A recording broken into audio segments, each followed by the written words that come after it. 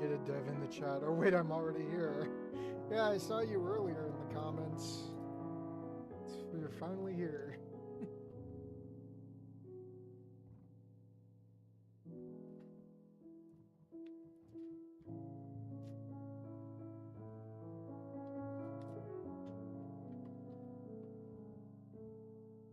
I should put a Discord notification.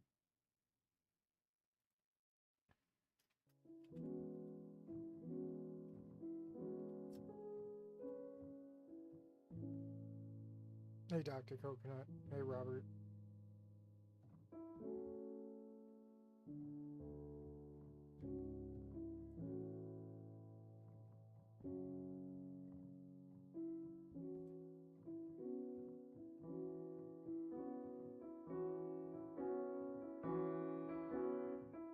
Make sure you got the 0.62 version. Wait, what? There's another one? Yeah, this is 6. I gotta read. I gotta download it all again. Hold on. And I never even started my timer, so what I'm gonna do, I'll start the timer. I'll go download it again. Whoops. No, we're not looking at my YouTube channel.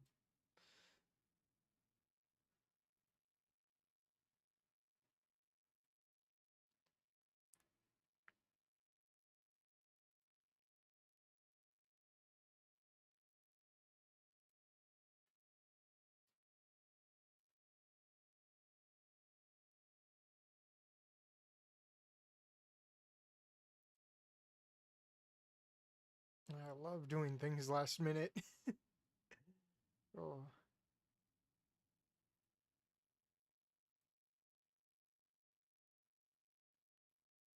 What a day to be alive, yeah. It's funny that nothing gives me updates anymore. Twitter's pretty much notification banned me, so I don't get no notifications over there.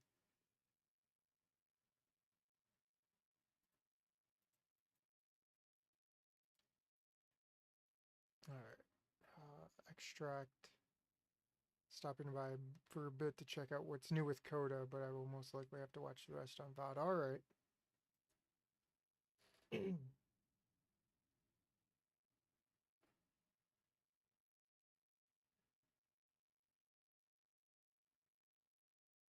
Bunny time, yeah.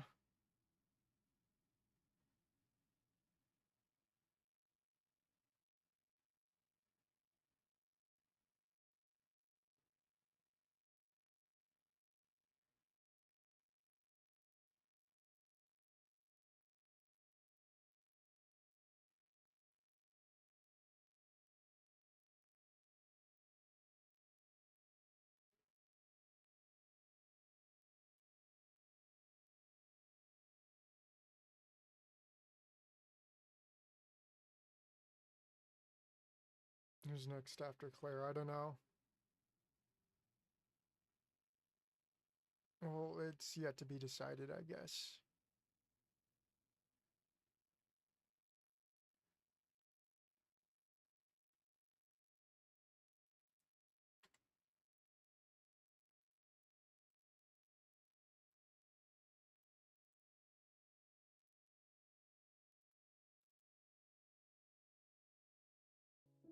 There we go.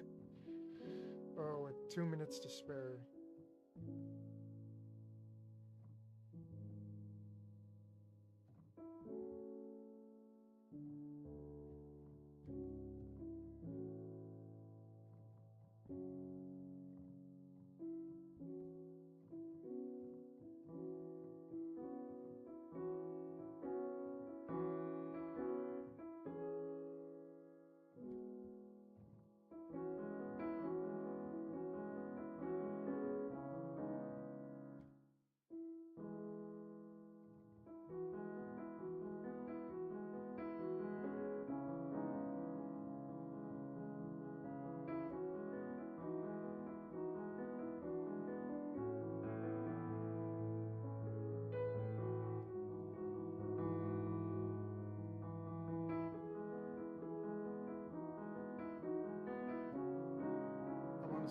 those who haven't been following the update notes, this is a shorter demo and a full revision of the story. That's what I thought.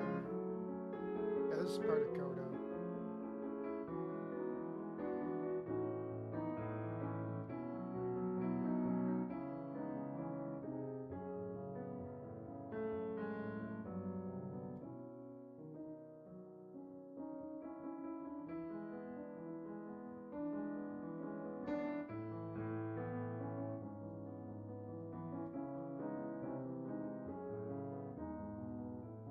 Music's a bit loud. Really? Hold on. Let me turn it down just a bit. Hold on. I have an idea. Hold on. I think it's picking up the wrong mic. No, it's got the right mic. Why is it... The mic is not picking up as well as it should, so I'm going to turn that up a bit. Okay, 1, 2... Should I just jam that all the way up? Like, nothing's changing on this mic. But yes, I know. The alarm is done, but I'm not done. Let me throw a filter on that, see if we can get more gain. My God. Alright, if I crank this up... Oh, that is much... Now I'm back to where it's usually at. I probably turn the game back up. How's it now compared? I swear OBS changes every single day, just to spite me alone. Hey, Shade EV.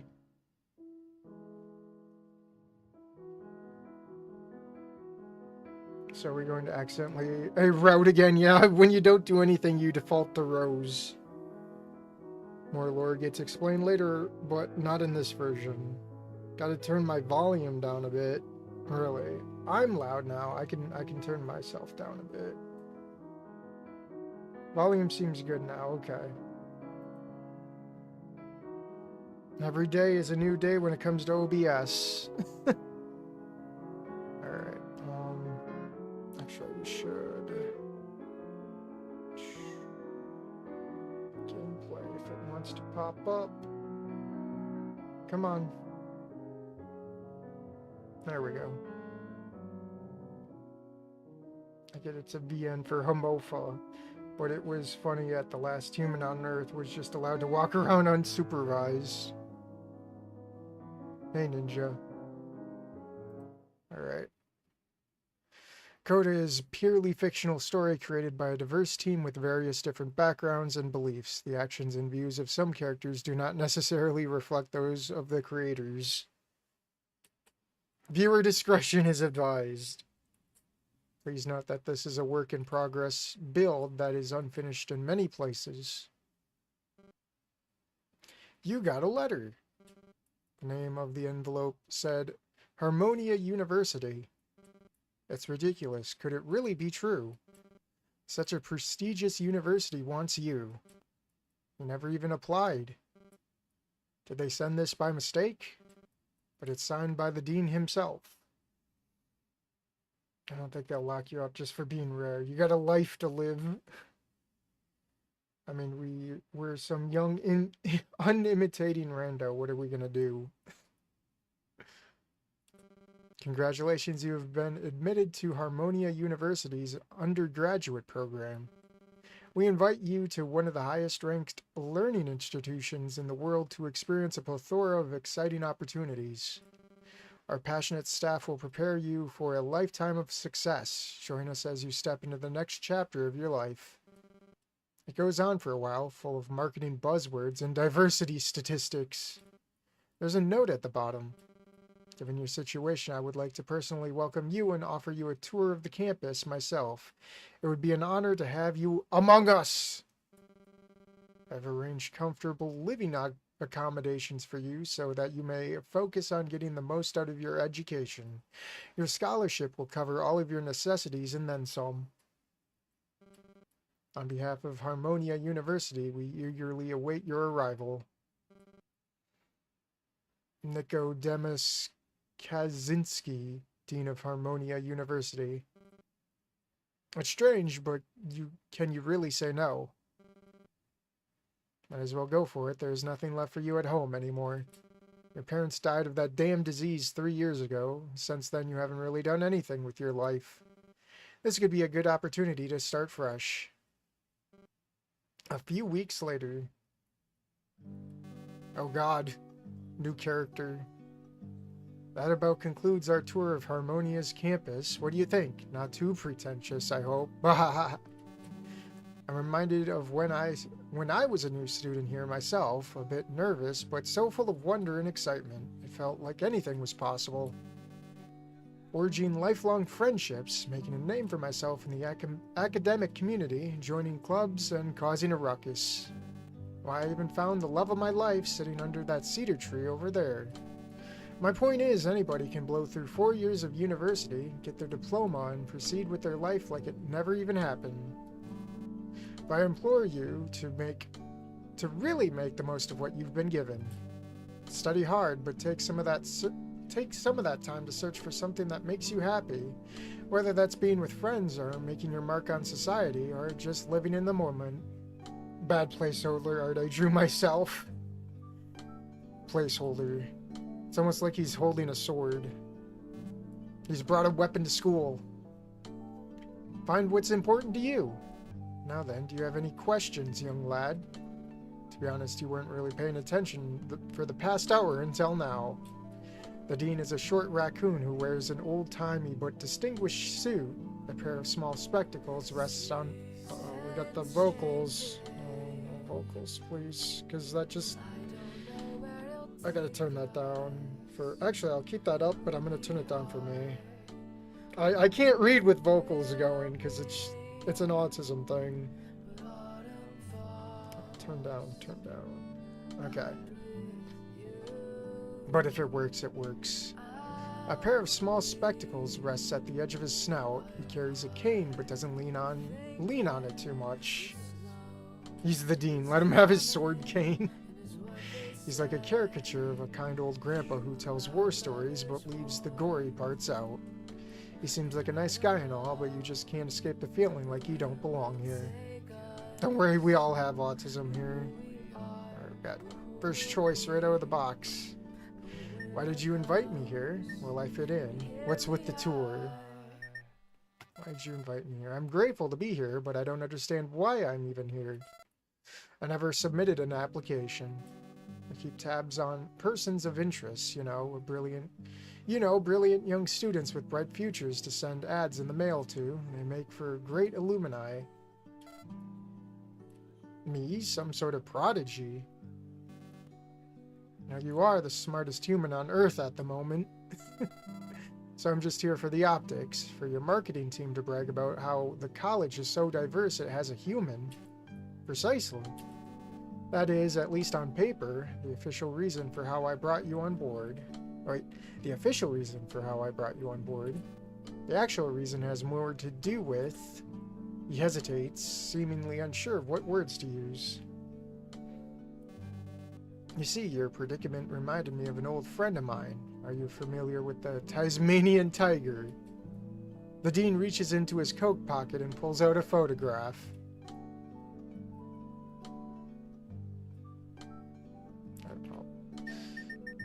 They're all gone, aren't they? They're not around anymore, right? Correct, they went extinct decades ago. There's not even a color photograph of a living one. Extinct. The word sends chills down your spine. You've been trying not to think about it, but that's what your species will be once you die. All that will be left of you are stories and photographs. He was a good friend, someone you could always count on, but as time went on, the burden of being the last of his kind got to him. He withdrew himself from everyone and eventually withered away, like some forgotten houseplant. I'd hate for you to suffer the same fate. You see what I'm getting at, don't you? You give a somber nod. Was that all you wanted to ask? More stuff. Oh, there was... Oh, wait. Oh, I fit in. I'm not sure I really fit in here. This seems like the kind of university you only get into if you come from old money. That was certainly true back in the day, but we've been getting more inclusive over the years. We'll take any money now, not just old money. So don't feel bad if you don't come from the wealthiest household. Money won't buy you honest friends. Just treat people with the kindness and respect they deserve and give them a chance. You're bound to find a niche sooner or later. Is that all you wanted to ask? What's with the tour? A dean like you must be pretty busy. Why'd you take the time out of your day to personally give me a tour of the campus? Less busy than you'd imagine. I may run the show around here, but the show mostly takes care of itself. I usually just sign documents and attend meetings. People look to me for approval, but I'm really just acting as a figurehead most of the time.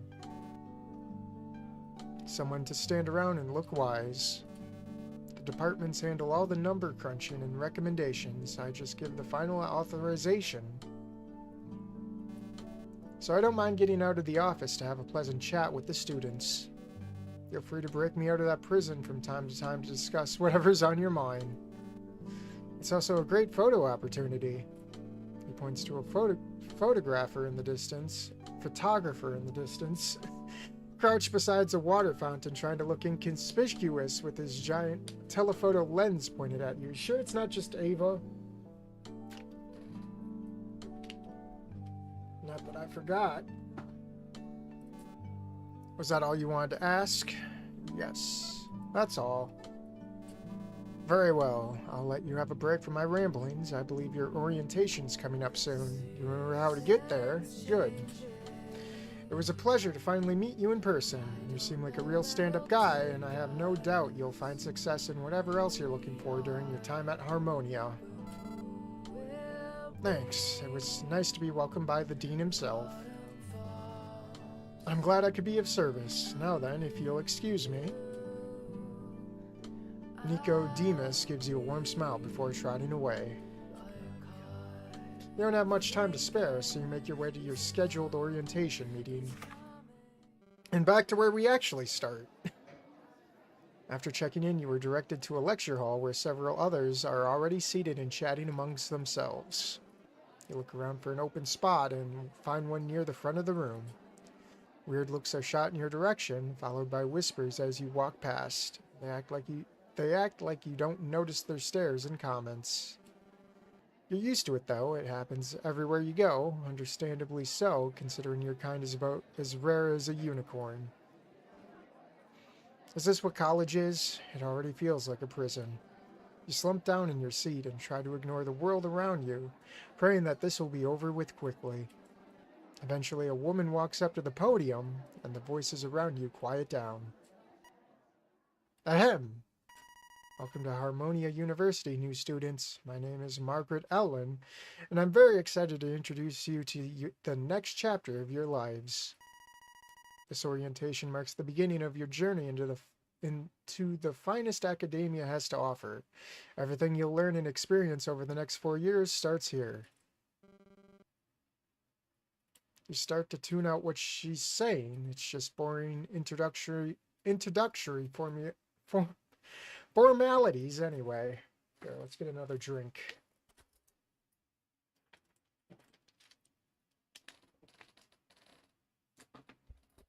Check my messages real quick. Nokia wish old model Olivia was an option in this game.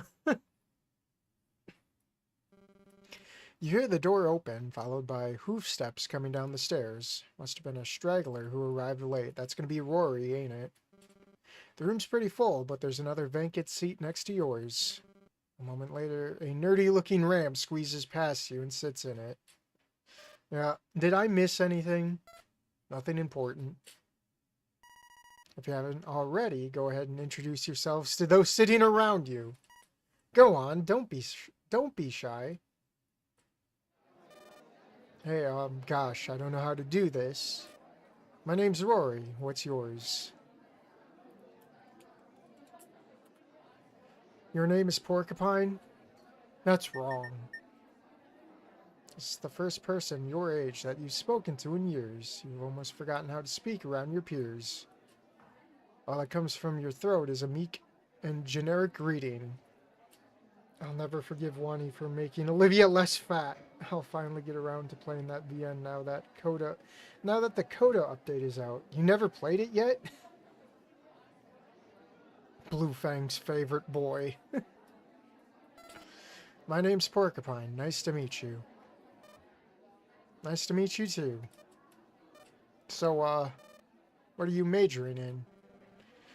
Wow, no, are you really a human? I thought your kind went the way of the dinosaurs. Like you've heard countless times. I haven't really decided yet. Thought I'd figure it out while I'm here. What about you? I only played Snoot. Computer engineering. I've always loved messing around with computers. I taught myself how to program since my high school didn't have any classes for it. Don't know why I'm saving. At least you know what you want to do. That's cool. At least you know what you want to do. Thanks, but I'm actually not sure about that.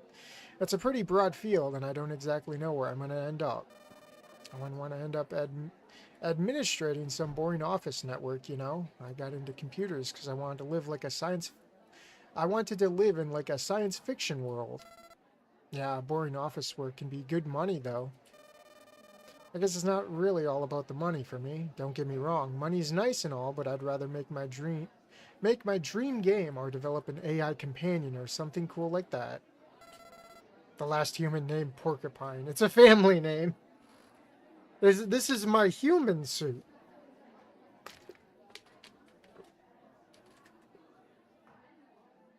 Might lean more into her gatorness since dinos are extinct in Coda. What if she's just an actual gator, though? If you leave the name entry blank by default, the default name is Hugh Man. That's crazy.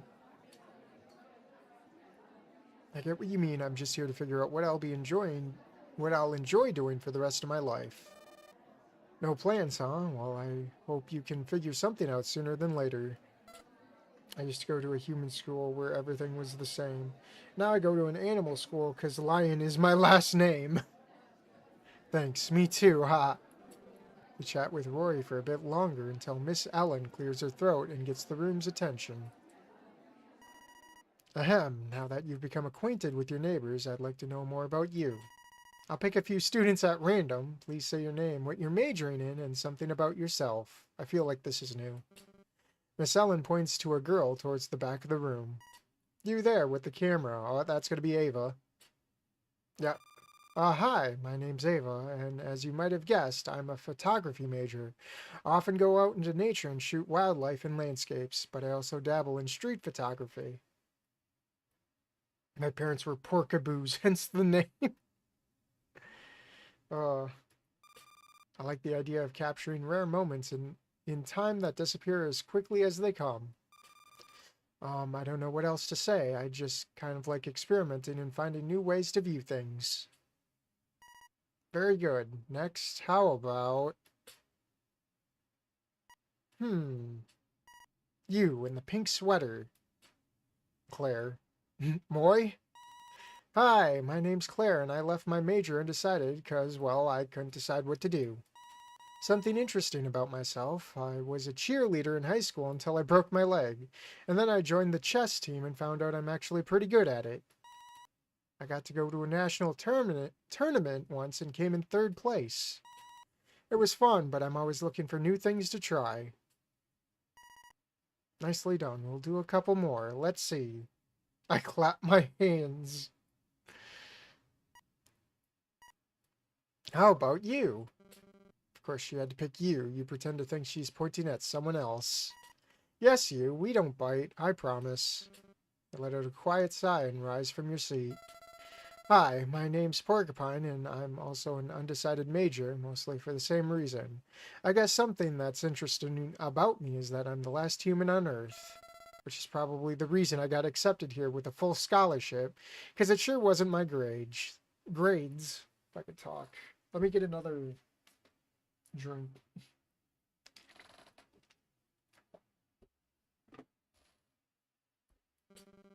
That gets a few chuckles from the room, but Miss Ellen just glares at you. Yes, well, very good. Thank you, Porcupine. Moving on. Miss Ellen gives a few more announcements before wrapping up her speech and dismissing you all. I hope you all have a wonderful time at Harmonia. That's all I have for you. You're free to go. Have a nice rest of your evening. It's about time. You were starting to doze off. Now that that's out of the way, you can return to your dorm and get your things put away. On your way out, you overhear some familiar voices. Hey, cool camera. Is that a nifty 50 on it? Wait, aren't these two friends, though? Wouldn't she already know about her camera? Or did we retcon that? Thanks, I never leave home without it. 50 millimeters is just so versatile. What dorm are you in? I'm in St. Mary Hall. No way, I'm in there too. What room number? 209A. Me too. Oh my gosh, this is perfect. We're gonna become best friends. Kiss, kiss, kiss. I don't know how to pronounce that. As she is the fan favorite. She was here earlier. Thank goodness they finally decided to move out of the way. Bunny alone was blocking the double doors leading outside. The sun has passed under the horizon, but a few remnants of light illuminate the sky. Covers about 20% of the game. This part is mostly finished except for some art. As for why it's called Coda, I don't know really. You feel exhausted. You're not used to society's hustle and bustle. The tempo is difficult to keep up with after the past few years of keeping to yourself. You're not sure if you even want to be here, but you figured it'd be a waste you'd be a waste not to try. You can always quit and go back home if you hate it that much. Some obnoxious noise fills the air, getting louder. Oh, it's just a group of people approaching. They appear to be the parents of some other freshmen completing their own tour of the campus. As they reunite with their kids, they embrace each other, wave goodbye, and some even shed tears. This must be the moment where they see their babies one last time before pushing them out of the nest. As you walk past, you overhear them talking about how proud they are of their children and how much they'll miss them. Damn, these people need the chill. It's not like they won't see each other again during the holidays. Or they could just call. We have the technology. Rory sees you slinking off and calls out your name. Hey, Porcupine. Leaving already? Yeah, I'm not sticking with your route, buddy. I don't really have a reason to stick around, do I? Where's your pet? Oh, sorry. Anyway, I'm staying in Edgar Hall. What dorm do you live in? I'm over in Swanson. Alone. I heard that's the rich people's building. Rich are endangered. Yeah, I guess. Oof. Rory looks around, seemingly unsure of what to say. My parents didn't come either. They just bought me a plane ticket and told me not to contact them until I had a PhD. Wow, that's tough. I just want to see me succeed. I'd probably live in their basement playing games for the rest of my life if they couldn't force me out. Hey, don't be mean to my baby boy. But I am actually really excited to have some freedom for once now that I'm no longer under their supervision. That's a good attitude to have. I guess so. Well, I guess I'll see you around. I have to unpack my desktop and get everything set up. I haven't had it online in over 48 hours, and I need to run some updates. I hope my package manager doesn't break my Zorg session again. Cool, you use Linux. Have fun with that. Sounds like his problem to deal with. That's the price you pay when you let your computer run your life. Have fun with that. I gotta finish unpacking my own things. See you later. Laters. He waves goodbye as he walks off to Edgar Hall. You head in the opposite direction to your own dorm. Here it is, home sweet home for the next 4 years. You had packed as much from home as you could carry in your suitcases, but never had the chance to unpack yet. You'll have to wait until tomorrow. You're way too tired to bother with it right now. You quickly get ready for bed and flop directly onto the covers, falling asleep instantly. Sunday. It's already around noon by the time you wake up. Luckily, classes don't start until tomorrow, so you can get away with sleeping in for now. You have to sort out your sleep schedule the painful way soon. However, your primary concern at the moment is the breakfast situation. You subsisted on nothing but granola bars during your journey to Harmonia, and it's high time you got a warm meal. Roll out of bed and take a quick shower, impatiently doing the bare minimum to make yourself presentable before heading out to find some food. Have fun. Alright, Ponxo, we'll see you later. It's a bright and sunny day with students bumbling about, socializing, as if their normie instincts extract the vital nourishment from it. You unfortunately stumble into what must be the hub of social activity on campus today. Club registration. This is where they're going to ask if I'm a guy or a girl. Tables and booths line the streets with banners advertising the different clubs and organizations the university has to offer. There's one for the Botany Club, Debate Club, LGBT Club, Homofa Club. Oh wait, well, I knew this was gonna do something. I bet you it just links to fucking trash, I bet. I was right. It links to trash. It fucking links to trash.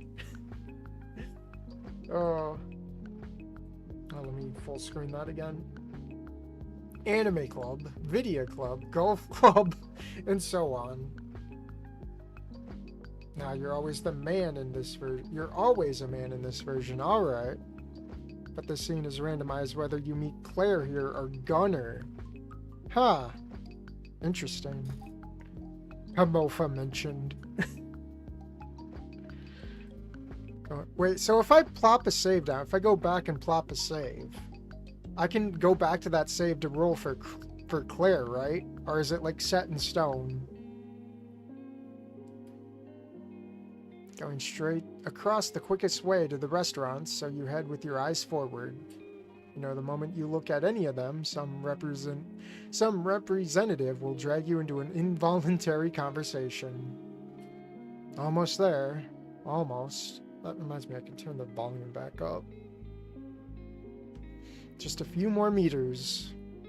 I think you're before the trigger right now. That's our word! I might as well save. You almost made it to the end without getting poached by some aggressive salesman. Oh, no! No! Have to reload. A few lines before you see one of them gets set in stone if you save after, then save after that. So what if I just roll back and go forward? No. Okay, no, we're not over. We're getting Claire. Zoop. Have fun with that. Zoop. Alright, here we go. This is new text. You almost managed to get to the end without being harassed by anybody. Surprisingly, it wasn't a club representative. Rather, it's the chatty girls you saw the day prior. There we go. Hey man, you gotta say trigger. You'd have to reload the game. Okay. I got it this time. Holy Firth, it's you! You were at that thing last night, weren't you? She means the orientation. No, you must have me confused with the other human around here. Ava smirks at your joke, but Claire seems to take a second to get it. Oh. Oh! Duh. What was your name again? Porcupine? Yeah, and you were Ava and Claire, right? Yeah, nice to meet you, Porcupine. So what brings you out here? Looking to join a club? Or like looking for a place to get breakfast or lunch, but I ended up here somehow. Ooh, wait. One booth was giving out free donuts, but they ran out pretty quick. Aw. I guess you'd say the early bird gets the donut. You're not wrong. So have you signed up for anything so far? I looked into a bunch, but I can't decide which one to join. I just went for the obvious one and joined the photography club. Thinking about signing up for cinematography club too. What about you? I'm not really interested in any of them. Guess we should all join a sorority. Why? I don't think they'd let me in. Why not? It's current year. We can infiltrate their organization and hit on all the sorority sluts. Pass. Gunner arrives. We don't do that here. Reloads to get Claire. Based move. Yeah. We're not doing Gunner for now. We're gonna try and get all the Claire scenes first, and then we'll start knocking them out. Aw, you're no fun. What about you, Porcupine? Wait, what was the question?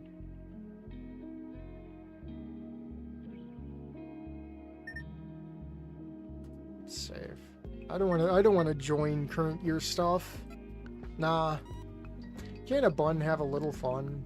Watch, this takes points away from Claire. People don't like Gunner, no. No one's stopping you from joining on your own, you know. But I'll be lonely. Isn't the point of joining one so you won't be alone? I want to be around my friends, though. You'll make some in the sorority. What if they don't like me? Oh, trust me, I think you'll fit right in. Gunner is based in this version. What do you mean? Is he racist against humans? Really? Claire looks at you sympathetically. Your stomach is roaring, demanding that you escape this mundane conversation and go find sustenance. Yeah, you'd make a great sorority girl. Let me know how it goes. I'll have to run for now. Claire quits pouting and instantly brightens up. Sure, see her around, Porcupine. Later. You wave goodbye to the duo and hurry away before someone else distracts you from your mission. A few restaurants catch your eye, but the long lines accompanying them dissuade you from bothering with them. You weren't about to escape one crowd only to end up in another. When all hope seems lost, the scent of coffee and bagels in the air came to your rescue, leading you to a small building hidden behind the library. It's time for Mishka. Or Misha, I think. Oh boy, turning this one down a bit. The interior is dim and so quiet you hear your footsteps echo. You'd think it was abandoned if not for the barista watering a plant at the counter. Written on the chalkboard on the far end of the room is a phrase in Cyrillic, and underneath it is the menu, thankfully in English. After giving it a look over, you decide what you want and walk up to place your order. There she is. Privyet, welcome to Coffee Zona. Or Zone. How can I help you? Oh, more save. Why are the lights off? Place your order. Why are the lights off? Why are the lights off? Is the shop open? That's just how I like things. I can turn them on if you like. Leave them off. That's fine. You can leave them off. It's comfier this way. So quiet except for the lady moaning into a microphone. She seems pleased with your response. Now, what can I get for you? Give the barista your order and swipe your card on the machine. And can I get a name for you? Not that I really need it since you're the only one in here. But it'd be nice to have it regardless. Porcupine. Alright, Porcupine. I'll have your order ready for you soon. Thanks, You look down at her name tag. It's in Cyrillic. Yeah, I already know. You've pirated enough Russian malware to be able to sound out the letters. Thanks, Mishka. Am I saying that right? Yep, not many Mishkas around here, are there? Nope, you're the first I've ever met. Then again, I did just move here. She begins working on your order while continuing the conversation. Ratbro has the literally me jacket. Literally me. Oh, are you a new student? Yeah, can't decide what to major in though. It can be tough choice to make. I wouldn't stress about it though. Most people find something after a semester or two. I sure hope so. I wasn't really planning on going to college in the first place, but I also wasn't planning on not going, you know? But now that I'm here, I still don't know what I'm doing. I feel when people think she's a politically motivated character design, even though she was drawn well before the current thing. Many students feel the same way. Life can be that way sometimes. You just have to make the best of it while you're here. I don't know anything about this game, but so far this ride is my favorite. For now, enjoy coffee and Bellini. Mishka hands you a steaming hot cup and a box. Thanks, and I appreciate the advice. Nima Flablima, come back soon. It gets pretty lonely here. For sure. You walk out the door, feeling somewhat uplifted by the barista's words, and find a place to sit and enjoy your breakfast. A light breeze passes by as you open up your box and stab a fork into your pancakes. You take a sip of coffee and watch the other students walking around. It's pretty easy to pick out who's a freshman like you and who's been here for a while. The new people are still basically high schoolers at this point, practically still kids, and it shows in the way they carry themselves. Unsure about the world, but excited about all the possibilities. The upperclassmen, on the other hand, seem a bit more grizzled, beaten down by the world, but tougher for it. Less optimistic, more realistic. Man, to be honest, you're kind of glad you're back in school. She might be the only rat on campus. The past few years haven't been kind to you. You basically had to drop out of school to take care of your parents in their final moments. It'll be nice going back to a structured life with classes, but with the added liberty of being a real adult. You finish up your meal, gathering your scraps and throwing them away as you ponder what to do with the rest of your day. This is your last day of total freedom before you become a full-time student. It's already afternoon and you're already feeling tired. Is that what it's like to be an adult? You feel like you should be cruising down the city streets on your way to some beach party where you'll chat up a cutie by the bonfire and watch the stars together. Alas, you still need to unpack your belongings and tidy up your dorm. You should also do a bit of grocery shopping on the way back. You best go to bed early too. You don't want to be late for class tomorrow. No sense in wasting any more time. You'll get those errands done now. You'll get these errands done now so you can be well rested tomorrow. Water break. Well, today's the day. Starting a new school year always gives you a mixture of anxiety and excitement. It's a chance to kind of reset things and try new things. Be a new person. But it's also a huge obligation to keep up with studies. Still better than being a wage slave, you guess. Nobody likes Rose, I guess. Rose is an acquired taste. You vastly overestimated your ability to get around campus quickly and arrive 10 minutes late to your history class.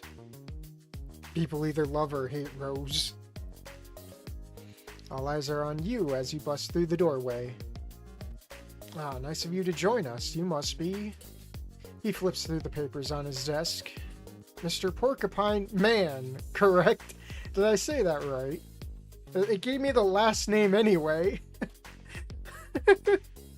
Porcupine Man. She doesn't have enough content because she's kind of a late game character. Yeah. I'll let your tardiness slide since it's the first day, but please make more of an effort to be on time in the future. Go ahead and take a seat. Fuck yeah, human privilege. The only available seat is towards the back of the classroom. You walk down the aisle, careful not to trip over everyone's backpacks as you pass by each desk, but you do anyway. Now where was I? Oh yes, the group project that is due at the end of the semester. You will be responsible for researching an ancient civilization, writing a 10-page paper detailing its rise and fall, and putting together a presentation. This is where we get paired up with Rose. You'll find more information about the requirements and grading rubric in the syllabus. I'll let you go ahead and form groups of 3 now. I know most of you don't know each other, but this will be a good opportunity to make friends.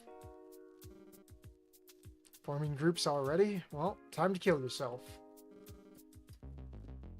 I have that taste. Oh wait, the girl next to you is pretty cute. Maybe she's into humans. It's gonna be Rose. Hey, wanna be partners? No. She scooches her desk away from you and faces the other way. Damn, maybe you come on too strong. You try partnering up with some others, but it seems everyone's already established their own group. You take another look at the raccoon girl. She didn't even attempt to talk to any of the other students. She's just staring out the window. Hopefully everyone's found a group by now. Mr. Rothbauer asks who everyone is partnered with and jots it down in a notebook while you silently panic. Porcupine, what about you? Whose group are you in?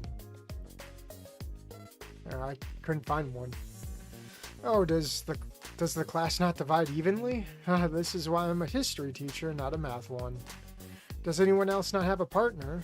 What about you, Miss Kaczynski? Whose group are... Oh yeah, that's the other last name. I thought it was just a coincidence, but I guess she's the daughter. Now I can make fun of her for being the rich girl. Miss Kaczynski, whose group are you in? Kaczynski, huh? Is she related to the dean? Daughter or granddaughter or something, I don't know. All I know is she's probably made of money. Yakuza death slam.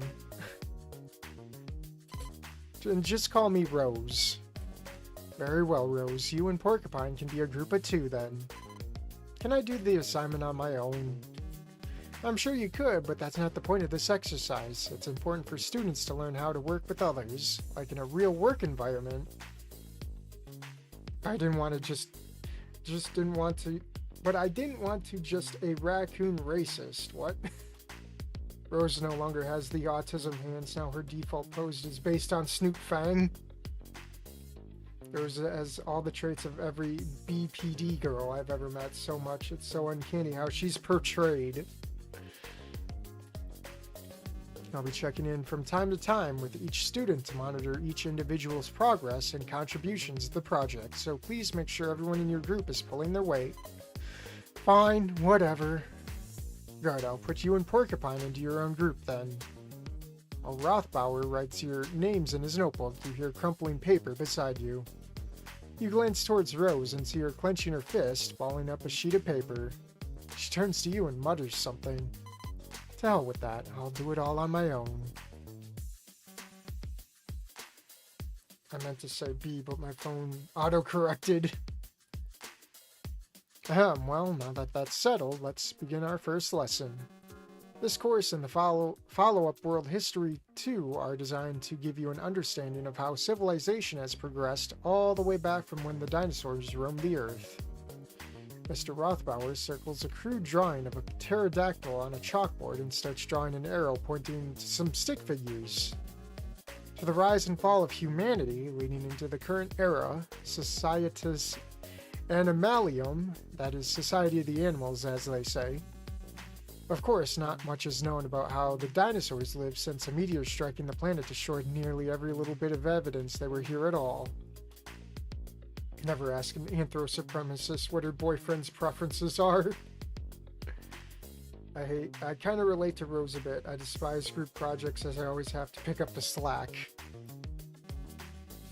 After the world was buried under a blanket of smoke and ash smothering their existence, it took millions of years before a civilization was able to form again. In any case, anything before the agricultural revolution humans kick-started circa 10,000 BCE, it won't be on the test. Big thank you to Porcupine's ancestors for that. A few students turn around in their seats and look back at you. This is so uncomfortable. Are you supposed to say anything? Why did Mr. Rothbauer have to call you out like that? It's not your fault your ancestors forced everyone to live in a society. Anyways, where was I? Oh yes, the human population was increasingly exponentially during this time, and they quickly established themselves as the dominant species. You take out a notebook and start taking notes as Mr. Rothbauer lectures for the next hour. Next up, you got Introduction to Probability and Statistics. You signed up for it so you can learn how to properly balance your crit chance with other stats in games. This is where we run into, a gunner again, isn't it? Looks like you made it before the teacher arrived. Nobody else is brave enough to sit in the front row, leaving you no choice but to take a seat there. Someone sits right next to you and starts chatting you up like you're best friends. I knew it! Yeah, so summer vacation was pretty lit. Went on this week-long fishing trip on my dad's yacht with the bros, and my portfolio was up 20% from the start of the quarter. Are you talking to me? Are you talking to me? Oh, are you talking to me? Yeah, that's not a problem, is it? Oh, it's just weird how you'd think I'd give a shit about your yacht. Based. Oh, sorry. You're more of a helicopter guy, I see. My mistake. Man, I need to get one of those for myself. Maybe I'll ask one for my birthday. I'm Gunner, by the way. What's your name? Porcupine. I got to see Rose. I'm good now. At least he's not pestering you with questions about what it's like being the last human. In fact, you don't know if he's even aware of that fact. He's too affluent to see. It seems he's more concerned with his own status and appearance. Porcupine, huh? Let me tell you a funny story. This building was used for the Feminist Studies College last semester. They switched it over to math over the summer. So when I saw I had stats here, my first thought was, the hell? Are we going to learn how to find the hypotenuse while folding laundry or something? Laugh, don't say anything. I don't want to be his friend. You pretend you're still waiting for the punchline and remain silent. Like folding a towel or something into a triangle, and Gunner goes quiet as an old lady walks into the room. That must be the professor. Good afternoon, everyone. My name is Miss Herschel, and I'm very excited to teach probability and statistics again this year. Looking good, Mrs. Herschel. I'm very excited to learn probability and statistics again this year. Again! Flattery will get you nowhere, Gunner. Remember, he tried to steal Claire. I'm pretty sure he tried to steal Claire or something. During that one eating contest or something. I still haven't forgiven him.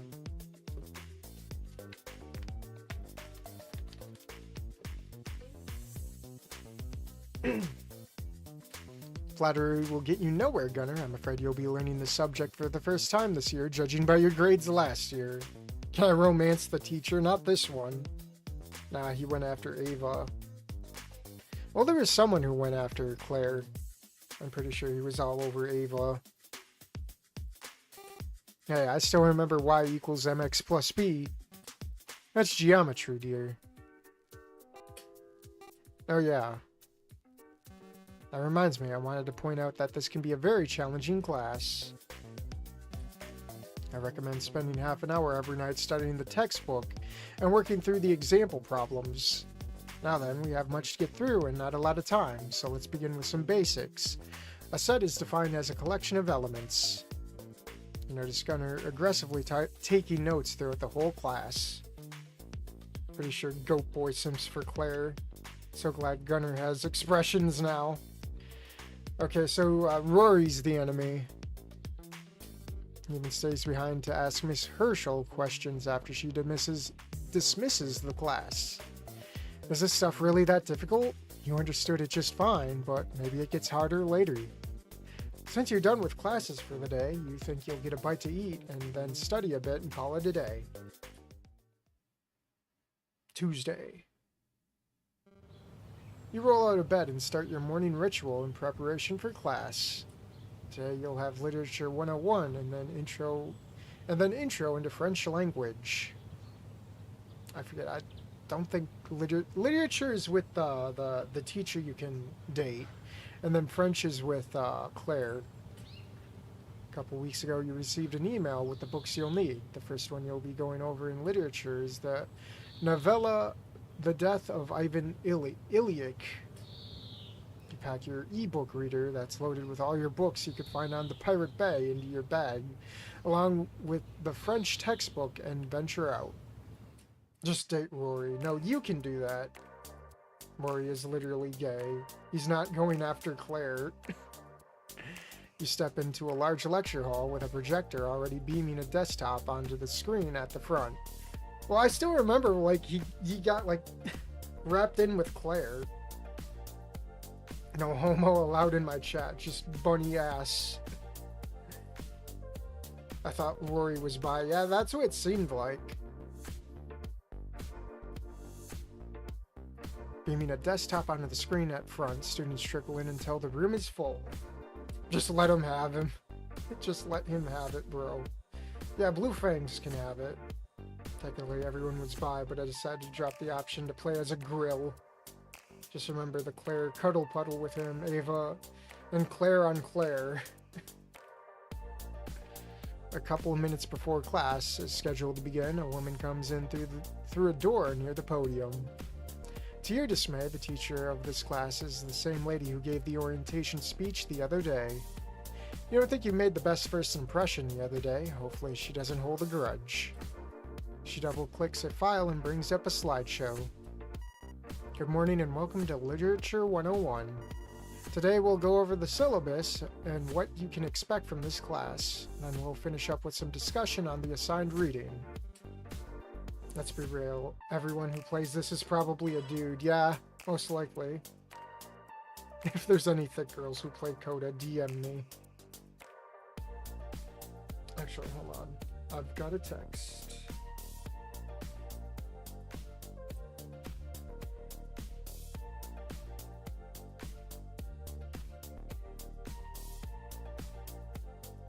I have plans tonight that I knew I'd be having.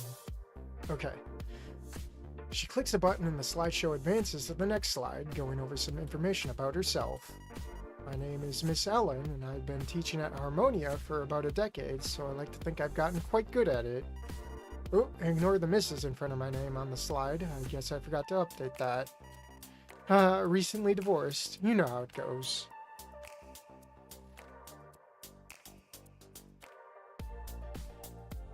Oh, I got another text.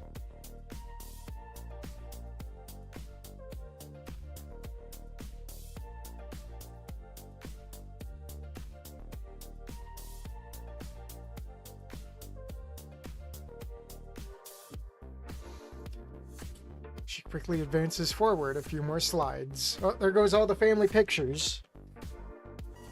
Ahem, where was I? Oh yes, this course will introduce you to literature across a variety of different cultures throughout different time periods. Can you romance this teacher? Yes. Though I don't like the way you have to go about it. I don't like how she has to make herself look younger. It's kind of cringe. Just be yourself, bro. Just be yourself.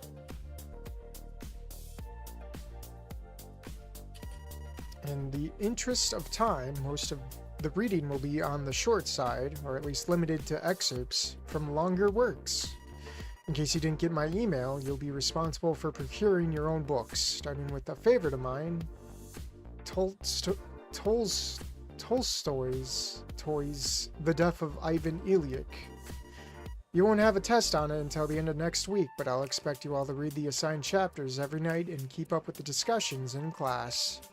Miss Ellen gives an overview of the rest of the books you'll be reading and how she'll be grading responses to open-ended questions. Somehow she manages to stretch it to half the duration of the class time before starting with the lesson. She explains the historical context and some biographical information regarding the first assigned story. Well, I mean, she can't be seen hanging on a student while looking like her normal self. All those years teaching here would go down the toilet. Well, I'm of age. That's the thing. I'm of age. It's not like it's high school and before. This is college. How would you get in trouble?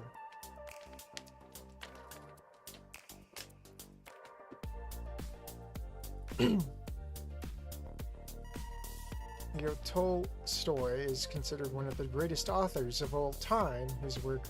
His works often take into philosophical questions like, what is the meaning of death? That, in fact, is the main topic of his novella, The Death of Ivan Ilyich. We'll dive into the life of a man as his life crumbles apart, and he learns to deal with his inevitable death.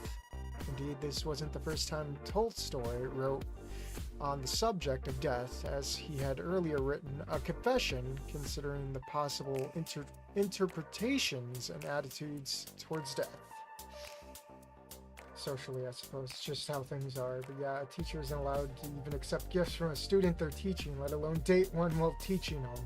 Or just switch me out. Switch me out. Send me in, coach. How would you get in trouble? I think it's considered a conflict of interest if you're banging the person giving you grades. Just switch me. Switch me. I never liked reading anyway. Although he struggled with his own mortality, Tolstoy seemed to have come to a conclusion on what a good death means. Please open your books and we'll hop right in.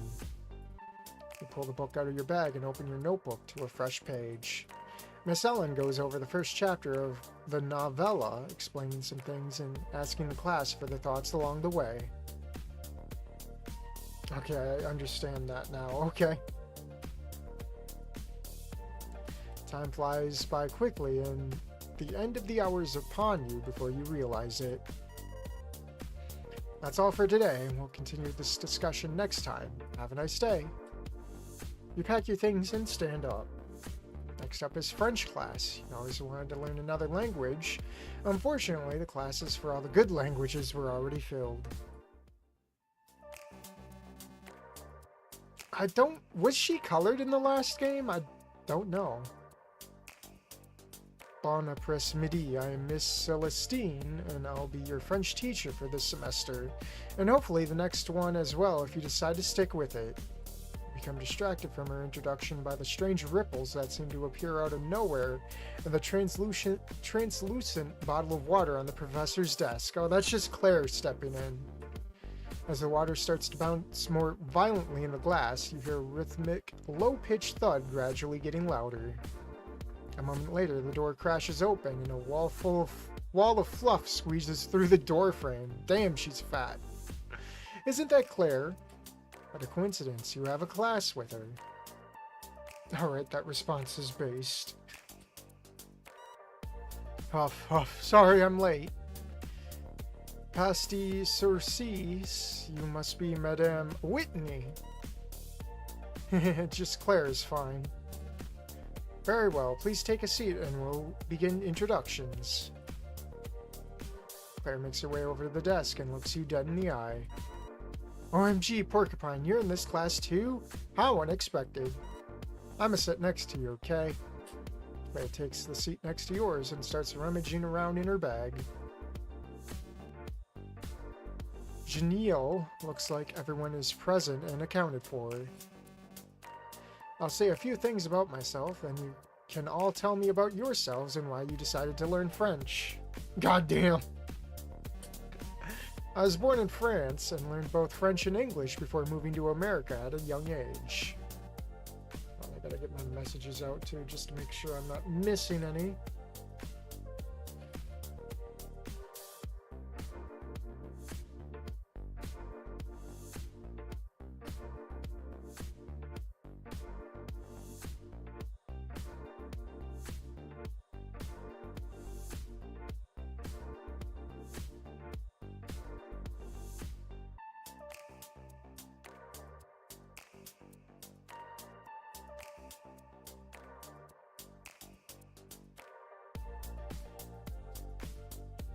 Damn, she's thick, you mean? Yeah.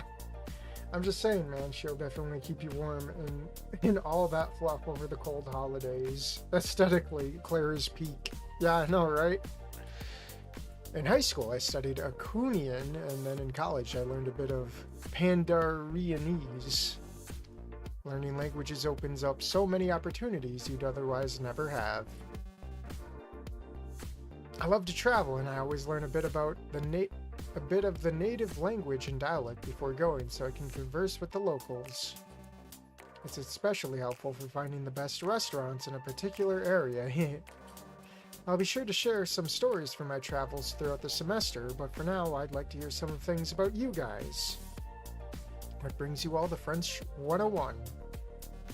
Starting with you, since you were late. I don't know, I just kind of picked it on a whim. I guess I like to try new things and leave things to chance. Good, that mindset has led me to some very interesting places in the world. Next up, you there. this probably doesn't matter. Well, I guess we'll do with Claire. I'll get us Claire points. You shrug. Same as Claire. It was just kind of random in all the other language classes were taken. Perhaps it was fate then. Do you believe in fate? Kinda. Maybe kinda, I'm not sure. We often find ourselves in situations due to factors outside of our control, don't we? Outside forces guide us to certain places at particular moments in time, which in turn funnels us into the next fated event. Isn't this what that possum fucking talks about too?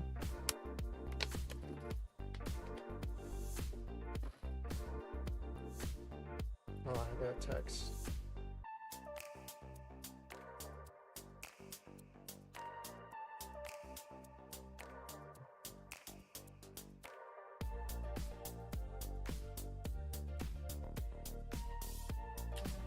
But that's not to say we are completely bound to a predetermined route. Rather, I believe there are set milestones in your life that you will reach, but you have some freedom in how you react to them and how you arrive at the next one. Perhaps you let fate roll the die and choose this class for you, but what you get out of it is still up to you. Wait, what creature is she again? I feel like an idiot. Snow leopard or something? I don't know. In other words, the amount of choices you can make are limited by others, but the decisions you make are yours alone. Life is a story with branching paths you may not have written yourself, but you at least choose which ones you take. That she's a snow leopard. I guessed right. I thought this was a French class, not a philosophy one. I'm gonna open up a window and get some air in here. Excuse me for a moment.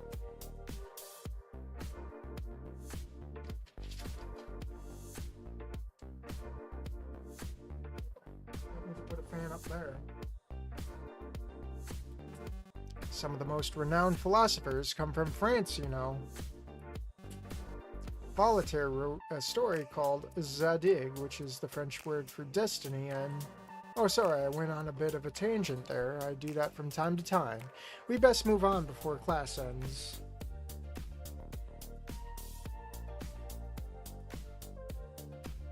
That text. Plans are solidified. The rest of the students give their reasons for being here, which ends up taking most of the class time. Miss Celestine only has a few minutes to go over the very basics of French, like pronunciations and greetings. Looks like we're out of time for today. Be sure to study and practice not only reading, but speaking in French as well. You might find it helpful to get a study partner to practice conversing in French. And that's when Claire looks to us. Yeah, Claire turns to you with a devious grin. Hey, wanna be study partners? Sure, why not? Yay, I can't wait. I have to go to chemistry right now, but we can study later. She's gonna study me! I had literature earlier, so I'm done for the day. Great, that means you can walk me to my next class. And that was around the time I picked up sousaphone for my school's marching band, and... Oh my gosh, it's Ava. She's like my best friend forever. Didn't you just meet, like, 2 days ago? Ava, over here. Claire waves to the bird in the distance, holding a camera pointed in your general direction. She seems annoyed as she looks over the viewfinder and flutters over. What's up? You know, street photography is sort of like wildlife photography. What do you mean? Wait, so what is this game called? I don't know!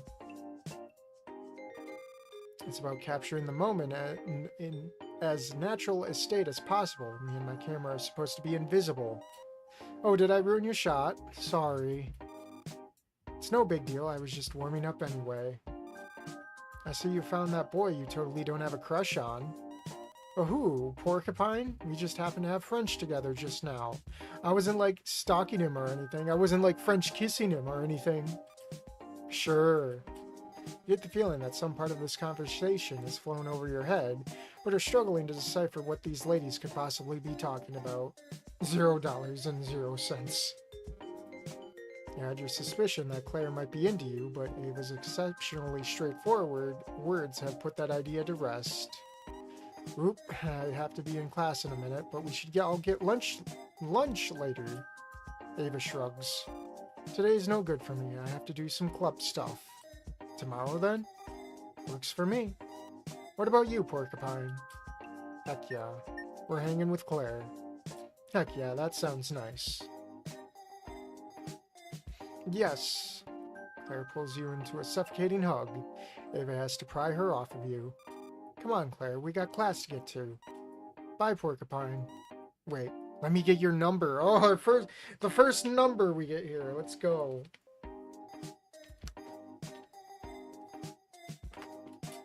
Oh, me too. No, Ava. It's fine. It's fine, Ava.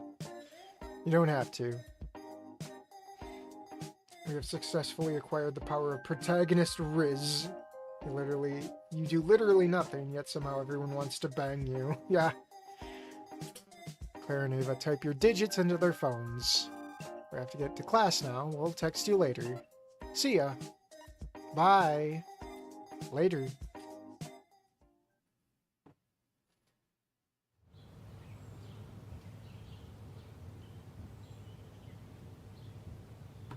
Dragging your ass out of bed at the unfathomably early hour of 11 a.m. You check the time on your phone. 9 a.m.? My god, the sun probably isn't even up yet. You could stand to lie back down for a few more minutes, catch a few more Z's so you can start making A's. Did it update? Yeah, the update went live yesterday, I think. The bird is nice too. You can have the bird. What do you mean with no, Ava? Take her number as well, nerd. No, Crescenario, you can because you're a bird.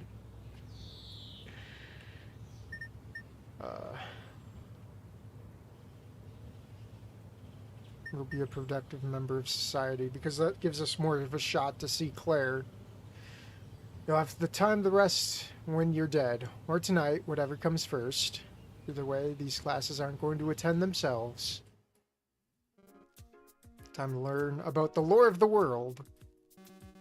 Good day, class. Today we'll be looking at some of the other civilizations that had cropped up around the dawn of humanized history.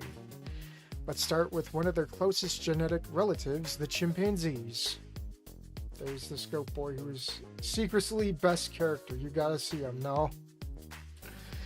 The civilized apes at this time were living quite similarly to their feral counterparts who already live in impressively social tribes. It's thought that the key difference was the ability to develop sophisticated language that allowed them to become more organized. Structure brought order, something common to all functional civilizations. The lecture continues, describing a few early primate-based societies. That's all for today. Be sure to read up on your bonobos in your textbook if you want to pass the quiz, that is. Hint, hint. Pack your things and get ready for your next class. On your way out, you decide to ask Rose about what you should do for the group project. Nothing! Hey, what civilization are we doing for the... Don't talk to me. She walks off without even giving you a glance. Already off to a better start than every other group project you've been a part of. Sup, Porcupine? You ready to fuck up some mathematics? I have no idea what that's supposed to mean. It's just an expression. Hey, before I forget, let me get your number. No! No! What? Why? So we can help each other with homework problems. And, you know, chat and stuff. You're not sure if Gunner will make for a good study partner, but you can't think of a polite way to say no. No means no, Gunner! Fine, here. He types your number into his phone. Shit, here comes Mrs. Herschel. She'll fail you if she sees you're on your phone. I'll send you a text later. Right. I'm seeing, bro. I really am. Just not understand what I'm looking at. Yeah, she said something to me. Good afternoon, class. You have a lot to go over in precious little time, so let's jump straight into it. Why do you talk like Muscle Man whenever you do Gunner's voice? I don't like Gunner. I don't like Gunner.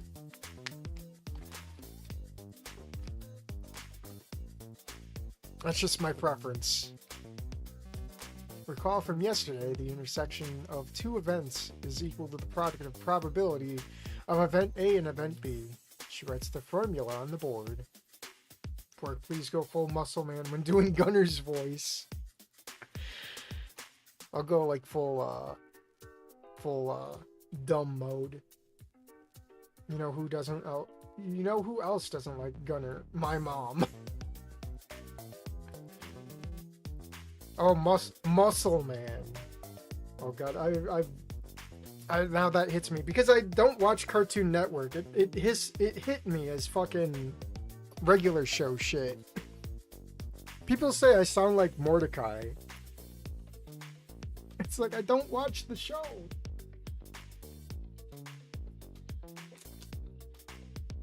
Alright, conditional probability is just the chance that something will happen when given a certain condition is true.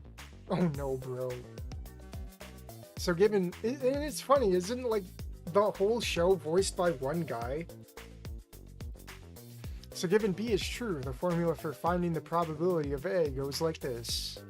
But you do sound like him though. Doing a disservice to Muscle Man. Shred's another formula on the board. Oh god, you don't want to be compared to Mordecai. Yeah, Mordecai is like a cock or a simp, isn't he? He's a simp. The probability of A and B together divided by just the probability of B. Alternatively, it can often be more useful to rearrange this into the probability of A and B is equal to the probability of A given B multiplied by B. Go on a date with Claire or you're fired. Yeah, that's the goal. Let me give you an example. Herschel explains how to solve the probability of drawing 2 queens in a row from a deck of cards. That and he makes everything about him and his problems. Gunner leans over and whispers to you. Miss Porcupine, did you understand any of that? Not really. Not really, she's going through it so quickly. I know, right? This bitch just needs to slow down. Moving on, let's get into the expected values, which are simply defined as the summation of the probability of each possible value multiplied by the outcome of each of those probabilities. Mordecai is an expert fumbler of bags. That sounds like me, though. Gunner groans and buries his head in the notebook. Goodbye, Gunner. No! No, Gunner stayed behind to talk. Okay, not with me. To talk with... Time to turn it down a bit. To talk to Mrs. Herschel while you and the rest of the class left. You don't have any more classes today, but weren't you supposed to do something else? That's right, you're having lunch with Ava and Claire, but where exactly? It dawns on you that you never settled on a time nor location. You gave them your number, but you forgot to plug in your phone last night, so it's dead. Sucks to suck. Perhaps if you wander around the campus for a while, you'll run into them. It can't be that hard to spot Claire among the crowd. Ava might be harder to find, though. Ah, there she is, towering above everyone else. She reminds you of a great white shark swimming through a school of fish who disperse stay out of her path. Claire, over here. Her ears turn in your direction, and she comes hopping towards you with Ava fluttering along by her side. Porcupine, what's up? What a title for Mordecai. But Mord is also a useful character to learn lessons from on what not to do in your early 20s, especially when it comes to dating. Hey, Porcupine, we were afraid we'd never find you. Ha. Sorry, my phone's dead. Where are we going to eat?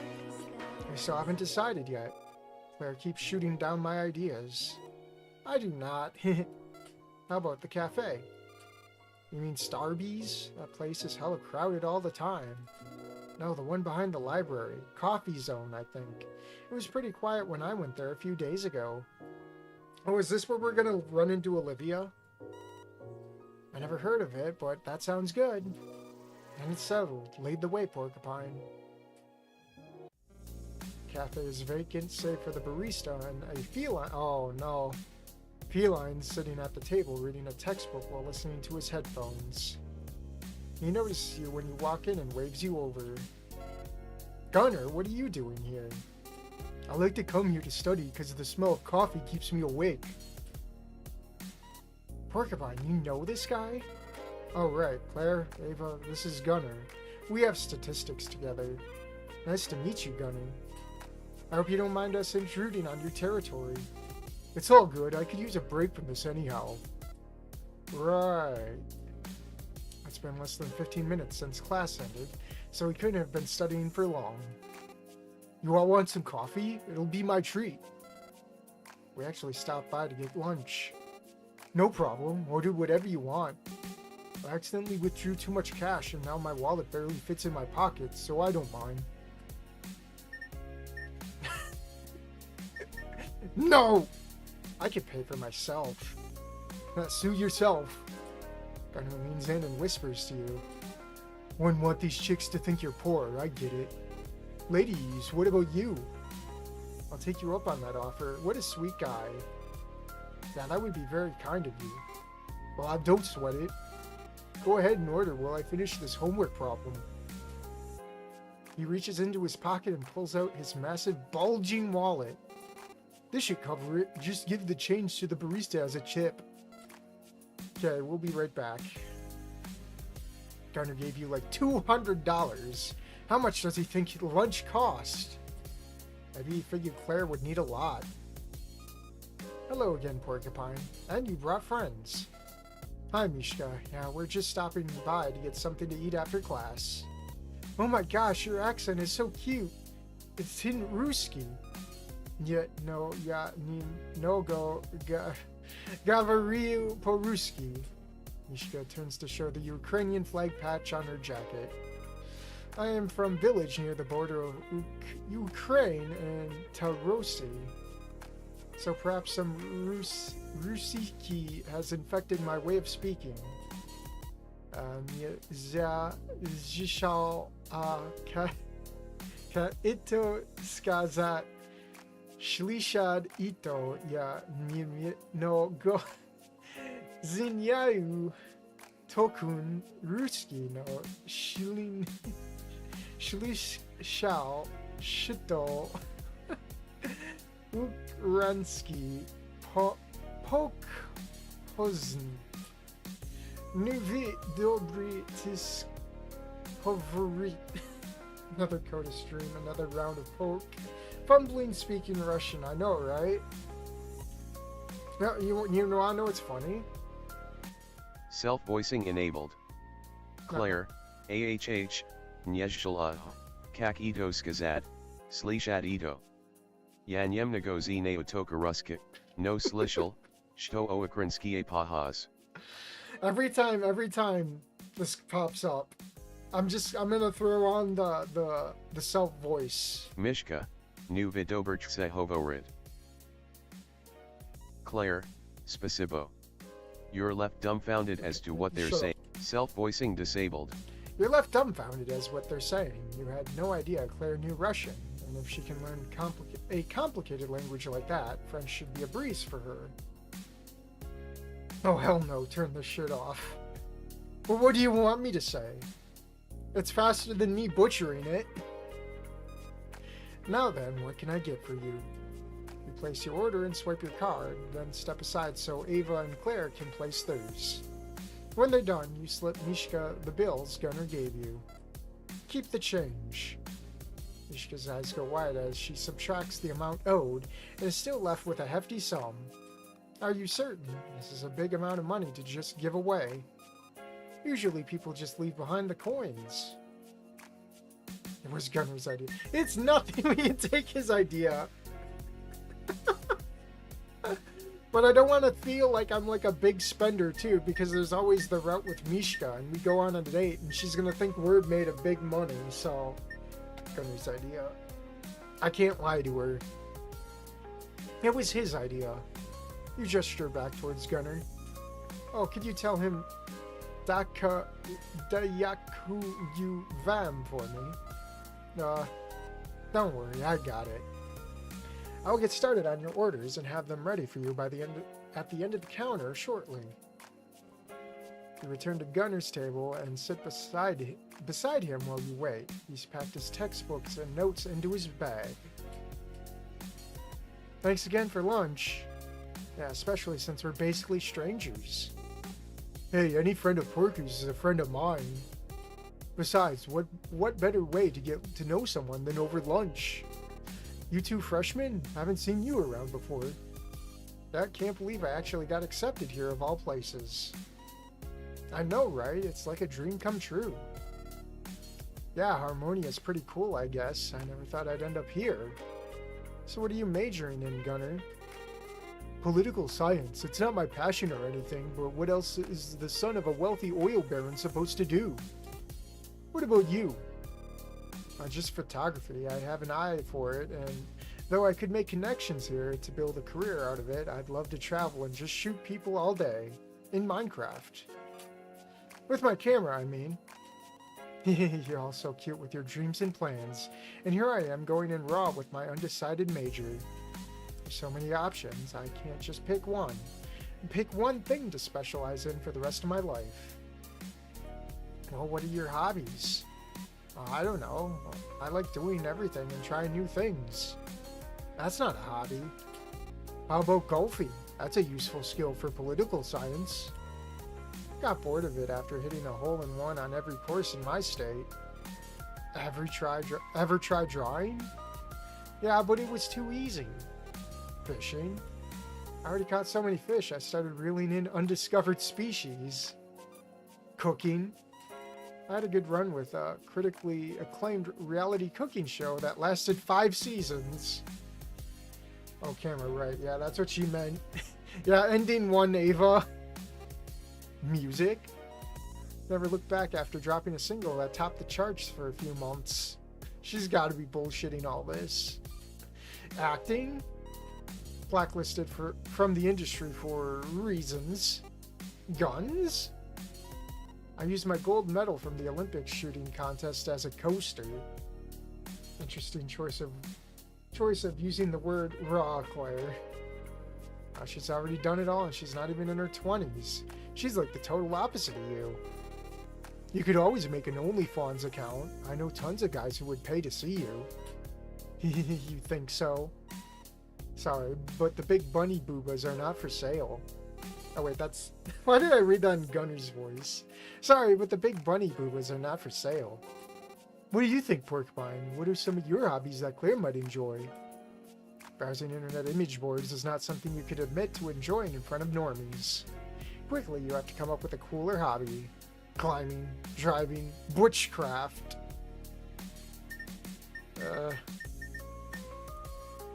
Christ, who says that to someone out of the blue? Yeah, you should start an OnlyFans, Blue Fangs. All of these are real, by the way. No way. It sounds like Claire's made of money at that rate. Driving. I drive. Why did you say that? You don't even have a car. I played the video. Acting cool and stoic about it somehow garnered the fascination of your peers, however. Whoa, like a race car driver? Something like that. Or a stunt driver?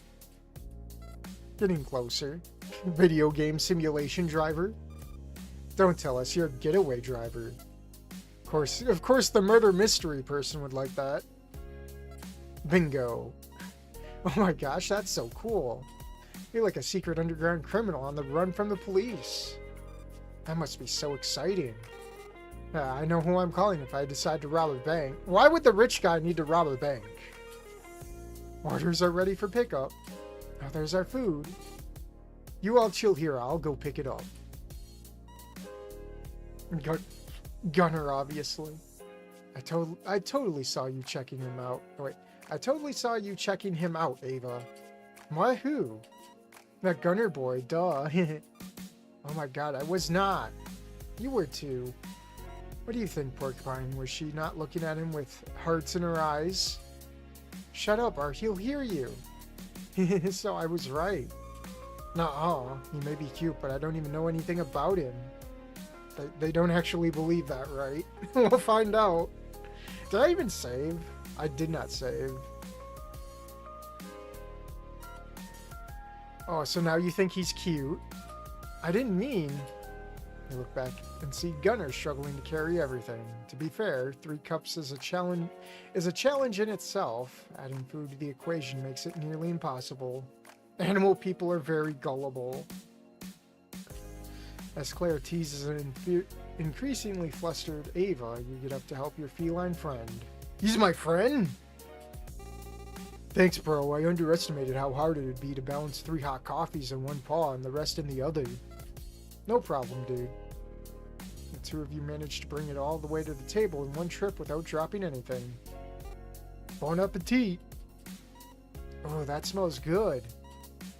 What were we talking about just now? Don't know, don't care anymore. Conversation slows down as you enjoy a good meal.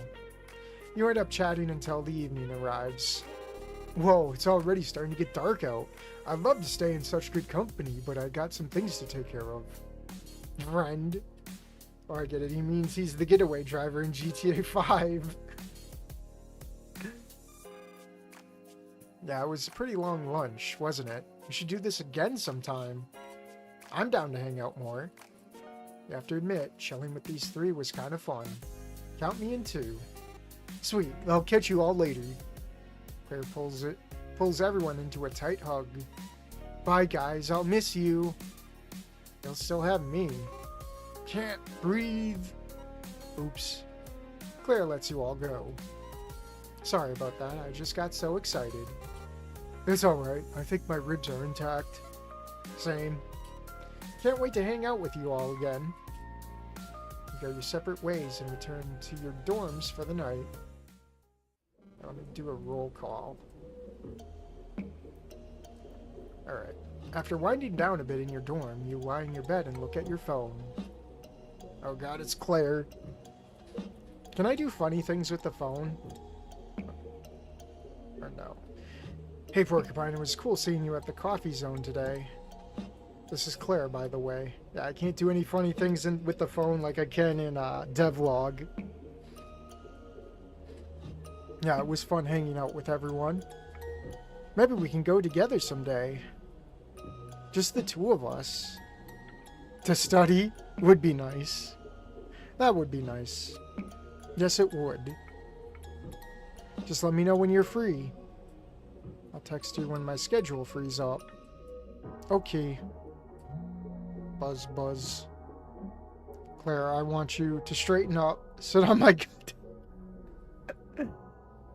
I want you to straight up, yeah. What now? Hey, Porcupine. That's a lot of Y's. Either you're into me or you want a favor. I'm guessing this is Ava. You figured me out. I was just wondering if you could give me that cat boy's number, please. You mean Gunner? Why didn't you ask him yourself?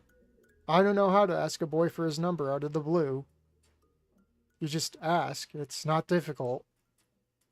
Well, didn't she ask for my number? No, it's not that simple. It really is. But sure, I'll send it to you. Thanks. Please don't tell Claire, though. Lol, I won't. You planning on asking Gunner out? I don't know. I mean, he's cute and all, but I hardly even know him. He's gay. He's gay. Oh Lord. He's gay. I want to see that he's gay, and then we'll go back. He's gay. What? No way. Yeah, but you aren't an attractive based cat boy. Here's how you do it. Can I have your number? See, easy, right? Yeah, it's true. How do you know? His boyfriend told me. No. What to problem? Nothing. Why are all the cute ones always gay? Shrug. That's the way it goes. Well, thanks for letting me know. NP. How devilish of you. Buzz, buzz. Another new message. That must be Gunner. Okay, we'll go back.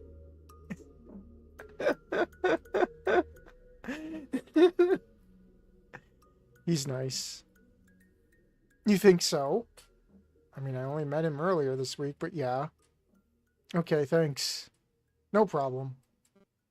That's it. That's it. Buzz, buzz. Another new message? That must be Gunner. Sup, dude. Your friends are hot. At least the bird one is. Thanks. The other one's a fat cow. Scumbag protag meme. Was wondering if you could do me a favor. You have her number, right? Ava? Yeah, would you mind sending it to me? Why? Because I want to ask her out. By unsolicited text? Psh, no. So I could stalk her Pinstagram. If you keep going, you'd tell Gunner that Ava is lesbian. We'll do that. We'll do that one next round. Fine, I'll send it to you. Just don't be creepy. Based. Thanks, man. I owe you a favor. Cool. It's getting late. I'll see you later in class. I'll see you in class later. Okay, good night, dude. With your head resting on your pillow, you close your eyes and soon fall into slumber. Gunner channels his inner Crescenario, damn.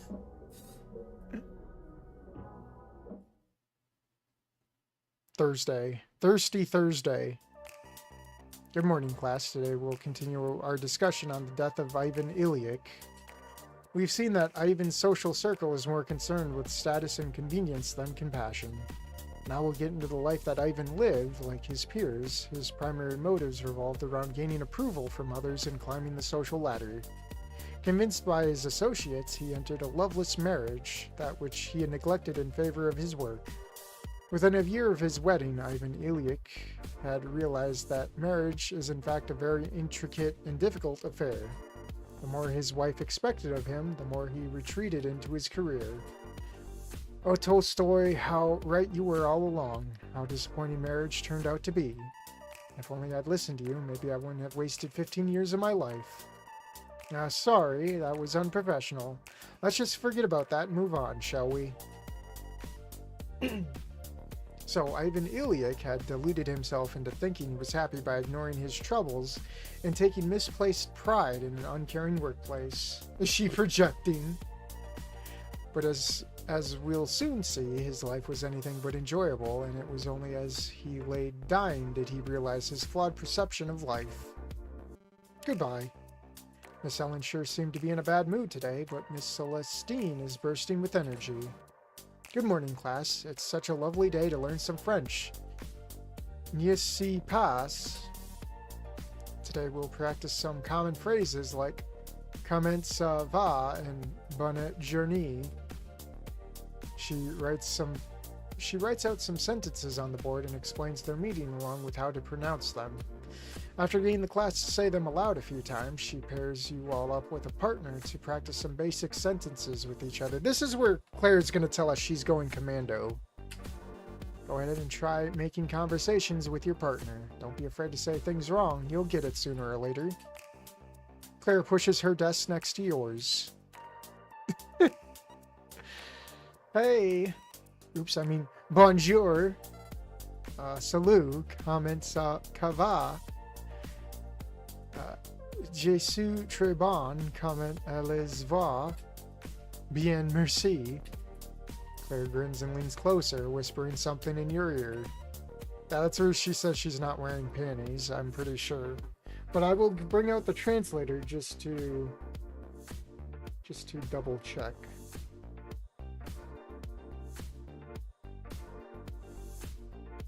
Alright. I'm not wearing... Yeah, it's the same. Definitely retained. Oh god. We need to get with Claire. Which one's the right? Come on. Oh wait, why is it... That's not my translator. I wish translator was in the camera app, but I have to open it up through Google, which uses the camera app, which is stupid. What? Me neither. Show me. Okay, it'd be the last one. You flip through pages of your book to find an appropriate response. She's not doing the bunny stereotype any favors, yeah? Here's a page that shows a similar conversation. Montre moi. Oh, what should she say? Meet me after class. You don't really know what just happened. You shrug and continue your French practice until Miss Celestine hands out some homework and dismisses the class. Good work, class. I can tell you're already making so much progress. Keep it up and do your best on the homework. Some of it may be challenging, but I'd like for you to give it your best shot without using translation software. Too bad. Passez une merveilleuse journée, which, as soon as I still have the app out, have a wonderful day. Porcupine, wait up. Do you want to come over to my dorm to see more? Study? She says with a wink and playfully nudges you. Isn't this where, like, everyone else shows up at Claire's? You know, you can already say I'm not into fat chicks. I want to see that. I'm not into fat chicks. And where were these girls when I take classes? Accidentally asex. What? Hold on. I'm sorry, I'm not into fat chicks. What? Oh, I get it. Forget I asked. I'll see you in class, Porcupine. That's it. Claire suddenly walks off. Was it something you said? Okay. Load. I'd love to. Oh my gosh, really? Let's go then. What, right now? Don't you have chemistry? We can study our chemistry while we practice French. Non-existent. She's really eager to study. Claire grabs your hand and rushes you to her dorm. Go back, we did. Of course she'd have a live, laugh, love poster. This is the first time you've ever been in a girl's room, this one being shared between Ava and Claire. Their lifestyles are reflected in the stark contrast in their respective sides of the room. Okay, so we all know Claire obviously sleeps in the lower bunk, so what is a picture of France doing up here, where Ava sleeps? I don't think Ava likes Paris. It's a trap. Was it something you said? Really now? Because there's no way Claire sleeps top bunk, because that's gonna kill Ava. Ava's side is tidy and clean, with art books neatly stacked on the desk along with expensive camera gear, whereas Claire's half of the room is unkempt and disorganized. She also has the tendency to leave her underwear in random places. The duality of woman. Ava is lying on her bed reading a magazine while listening to headphones.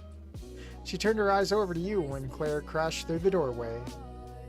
Nah, Claire's a top, for real, for real. She's gonna kill Ava. Hey, Claire, you alright? Ava, get out. We're committing the sex act. Unless you want to join in on the study session Porcupine and I are about to have. I'll just give you two some privacy. Ava grabs her bag and flutters out of the room. Without hesitation, Claire pins you between her warm, soft body and the cold, hard wall. She has a crazed look in her eye, and all you've got is your textbook to protect you. So, where do you want to begin? Killer ass. Well, chapter 2-2 was giving me some trouble. I can't tell how to pronounce some of those French words that are just a jumble of vowels. Ava, don't leave us here. You're so adorable, acting committed to the role. Role? Burgers? Claire seems to think you're role-playing like the textbook suggests. Recall a scenario where one of you acts as a tourist in France needing help with the language. You guess you'll play along. Goodbye, pelvis.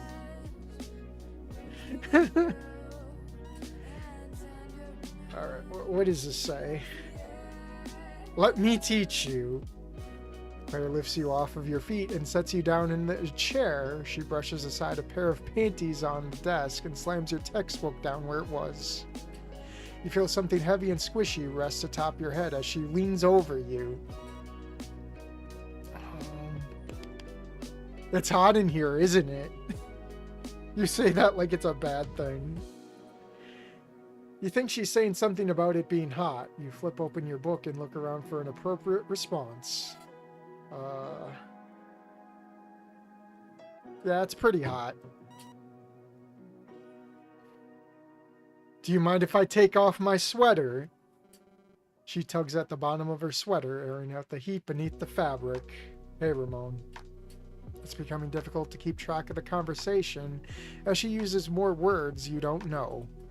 She must have been reading ahead. All you can offer is a basic observation about the sweater. It's a nice sweater. It looks good on you. Claire racks her claws against the table impatiently while thinking. We don't have to censor anything, right? Yeah, right? I was looking at the Claire player models, and none of them seemed like bad. It was like pretty much as most as what you'd see in the last demo. Forget just how fast Claire moves. She's a rabbit. What a thing to join in. I don't think you'll have to censor anything. Okay. It's so hot, I might faint. Let's go to bed. Before you have time to translate, you're hoisted out of the chair and thrown onto Claire's bed, face up. Oh god, we actually have CGs. Oh wait. It doesn't, the text remover doesn't take away the text box. She got red. Wait, are her eyes actually red though? Okay, they are. I thought she was just like going like feral mode. Okay. I don't know what Coda is. This is probably the worst segment to join in. Yeah, you're just on time. In the blink of an eye, the bunny pounces on top of you, thankfully propping herself up on her paws so as not to crush your frail human body. Lord, give me strength. Without your textbook to protect you, you'll have an even harder time navigating the strange conversation. You're still unfamiliar with the customs of France, but Claire seems to be guiding you. Death by snoo snoo. I mean, she's probably going feral mode. Yeah. Perhaps if you study more in your free time, you'll have a better grasp on things. Is this how people normally talk in France? From what I've read, yes. Oh boy. I just turned it on. I pick it up and my phone turns off. Okay. Now don't be so shy. For the love of God. I did have to draw the top on her to make this CG safe for work.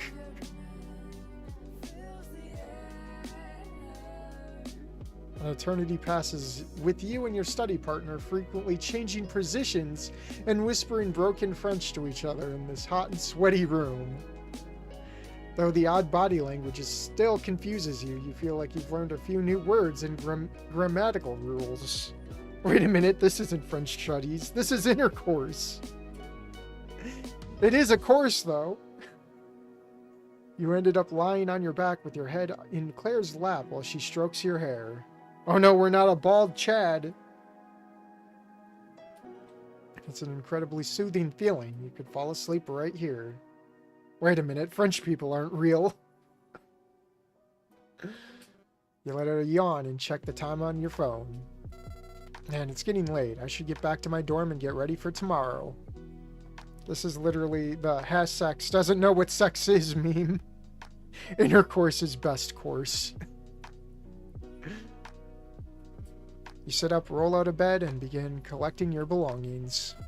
This is actually kind of fun, like the whole role-playing in French thing. I learned a lot. How big is Claire again? Not bald, my immersion. We should do this again sometime. She's like 7 feet tall. Seriously? What? Nothing, I had fun too. She seems disappointed. Was there something else she wanted to do? Maybe next time we could do something more fun than studying? Oh, she probably means playing video games. Sure, we could play around. We could play around next time. Okay.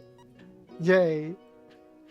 There's a meme about a rabbit loving his GF who is 4 times his size. That's what Claire is based on. See you in class. See you around. Waka is completely awakened now. We're doomed. You didn't mean to bore her with all that schoolwork. You should download some games on your laptop to bring next time. Maybe you can get some of that are translated in French so you could still learn while playing them. You do your usually nightly routine and crawl under the blankets to rest until the next day. Fang Friday. You made it to the end of your first week back in school. Just have to get today's classes knocked out, and then you'll be free for 2 whole days. You're blessed with a relatively quick and painless classroom experience and are done with your obligations for the day. Now you'll have to find some way to occupy yourself for the weekend. Probably something indoors, at least for now, seeing as how those storm clouds in the distance are fast approaching. Play Whack-Fu. I don't like that game. Oh no, it's Panda. Hey Panda. You came at a better time. Next time we play Project Wingman with a joystick.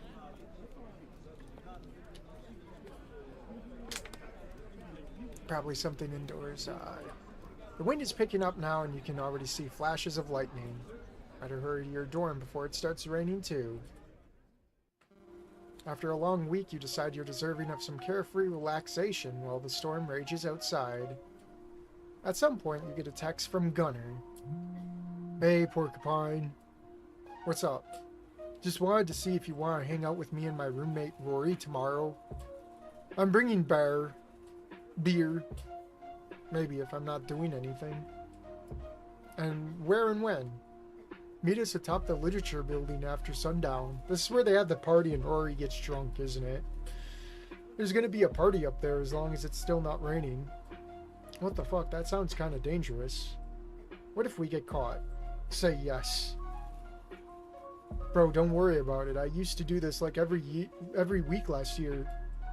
It'll be cool, trust me. Am I willing to risk getting hazed for some shitty beer, though? This isn't like a frat thing. This is a I want to hang out and get to know my bros thing. How thoughtful. I'll try and be there, I guess. Alright, dude. Hope you can make it. That gives you something to do tomorrow if you get too bored. The hours pass by in leisure until the urge to sleep becomes too hard to resist. Saturday. You bet you have a pretty big joystick. No, actually, it's pretty normal size. It's cost me like $500 or something. Please be careful with it. I don't remember the spicy French lesson in the last build. Yeah, that was new. I'm going to install a new version and play for myself. And do finals. Have a good stream. Alright, Micromancer. Have a good one. You've been thinking about this roof party thing Gunner invited you all day. You keep flipping between wanting to go or just staying home. Beers and ending 2 reference. Have fun and good luck. You guess you should try new things while you're here. You've never even had a beer before. Hard to buy when you're only 20. What's the worst that could happen? If you don't like it, you can always leave. Fuck it, you can afford to not be a shut-in for one weekend, right? Yeah, we're going anyway. Looks like the party's already started. Neon strobe lights highlight flashes of people dancing while obnoxious techno-pop music blasts through a low-quality Blue Fang speaker. Clouds still cover the sky, but you don't hear thunder, and it hasn't rained all day. You still have to watch out for the puddles from the previous day. Claire in a red flannel. Yeah, that's when they go out to the woods. At least you hope those are just puddles of rainwater and not something else. You spot Gunner on the other side of the roof and have to push your way past a group of people dancing and grinding on each other to reach him. Porcupine, you made it! Sup, Gunner? Nice music. What was that brand name? What? Brand name? Blue Fang? Okay, I'm smelling something. Something's burning. Hold on. Let me mute. I'm sorry.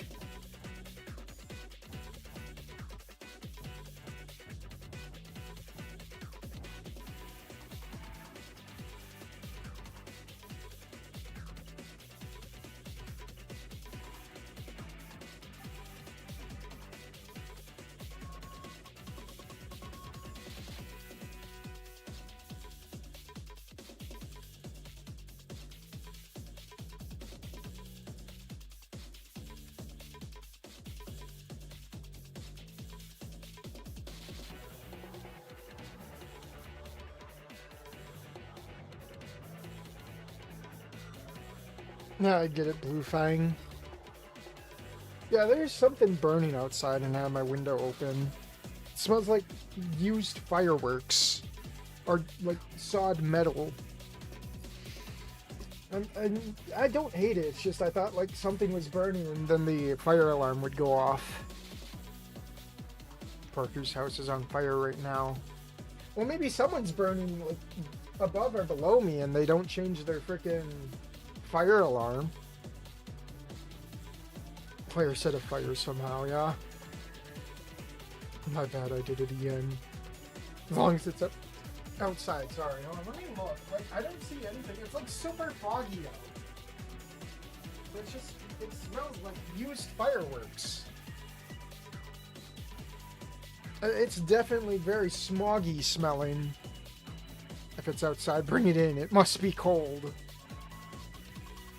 Naughty Dog Assassins got him after the Slop Awards. Yeah, after I had that whole meltdown. My god, I hate Naughty Dog.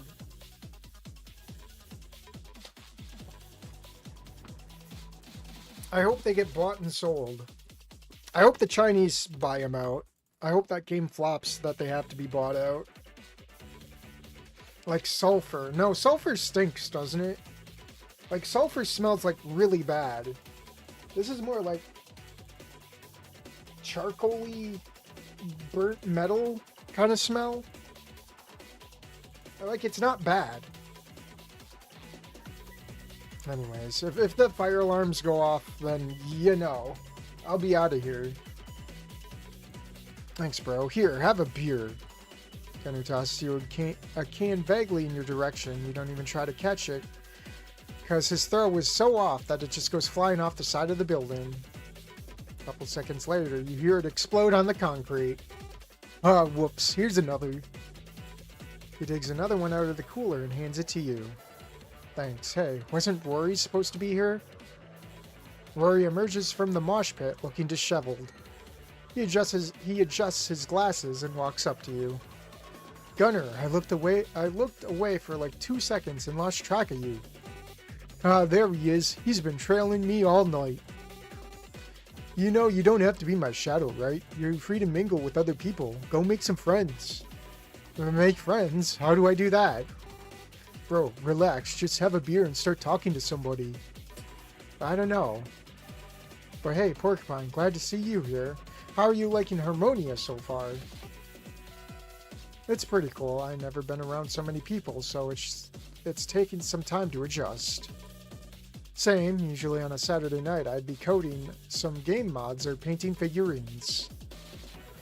But this is kind of exciting. A little nerve-wracking, but exciting. That's good to hear. I guess we're both getting new experiences. That's what college is supposed to be for. So they say. You take a sip of your beer and Gunner comes back with a new pack. I'm back. Here, Rory, take this. Gunner shoves a can in Rory's hooves and pushes him back onto the dance floor. No, stop! I don't know how to dance!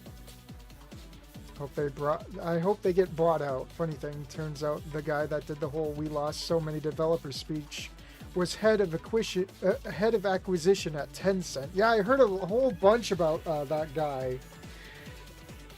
Crazy. What a nerd. I mean, nice person.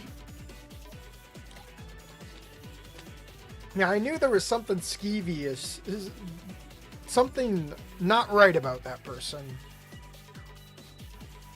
You look on as Rory disappears into the crowd. Sometimes you gotta push the young ones out of the nest and watch them fly. Enjoying the beer?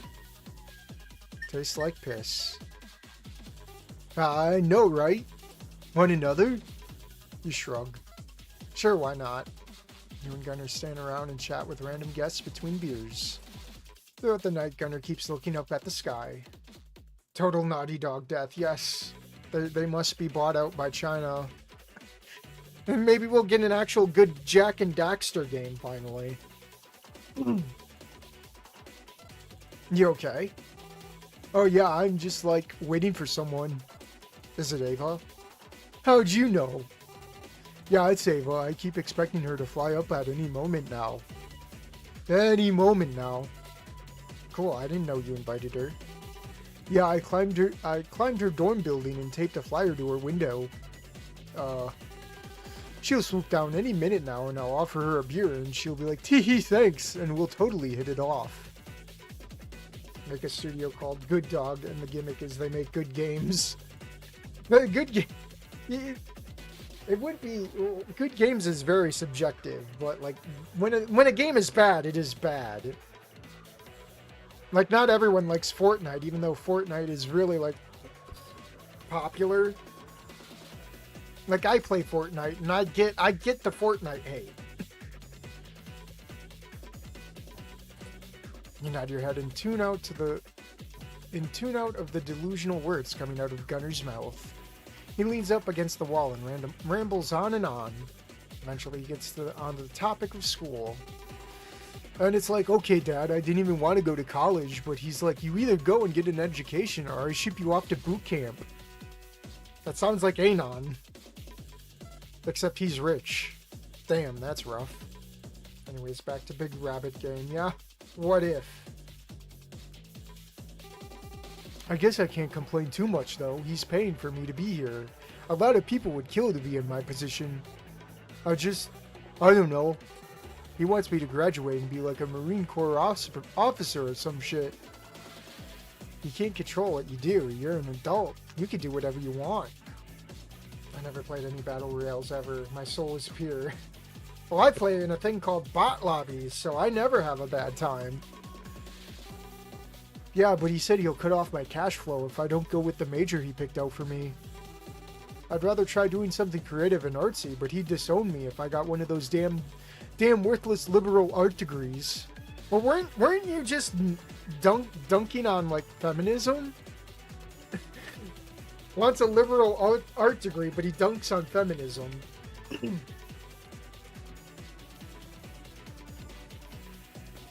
Have to get another water soon. Maybe get a minor? Maybe you could get a minor in something you enjoy. Let your father be happy you got your serious big boy degree while you work on your own thing. That way you'll have a backup to fall back on if you become a starving artist. That could work. If I wasn't already swamped with studying and failing half my classes. Oh, I mean, how can you not dunk on third wave feminism? I know, right? But it's just the hypocrisy. Damn it, I don't even want to think about it anymore. Want to join the Marines? Okay, here's a pack of crayons. You have to eat them under a strict time limit and tell us which one tastes the best.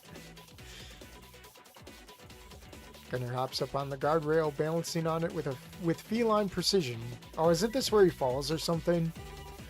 I'm here to get drunk and find a cute avian girlfriend.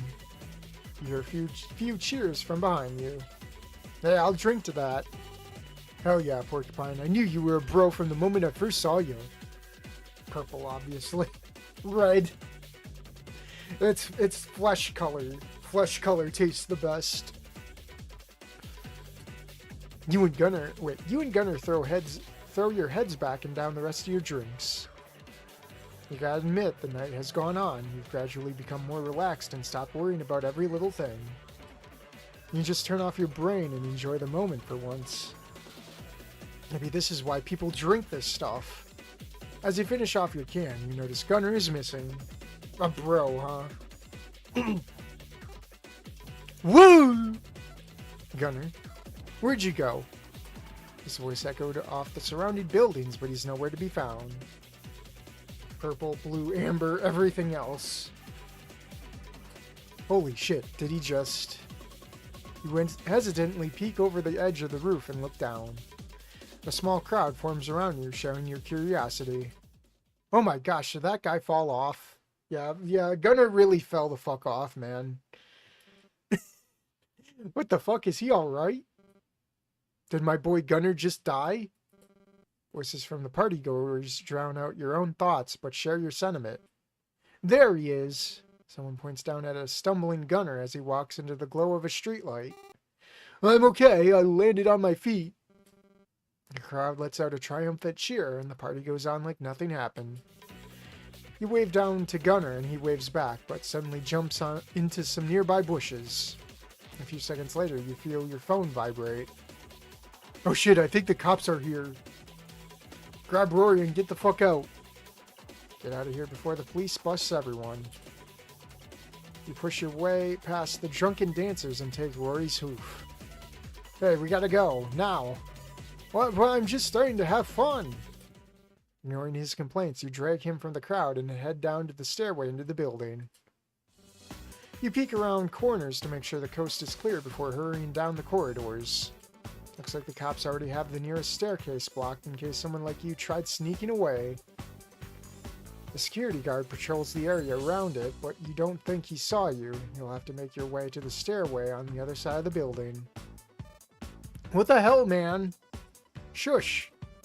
You pull the ram into a dark classroom and put your hand over his mouth. A moment later, you can hear the sound of boots in the hallway. Rory fidgets in your grasp, trying to escape, but you manage to hold him still until it's safe to go. Nah, he's a cockroach. He can't die. Kiss the goat. No. And you try to hug the ground passionately, but you're a cat. Sorry about that. Gunner warned me the cops were on their way. What, for real? We need to get out of here. What do you think I've been trying to do? You and Rory peek around the corner and commence sneaking away, avoiding the main entrance, which was almost certainly guarded by some boomer rent-a-cop. Nah, he's drunk. Maybe later, though.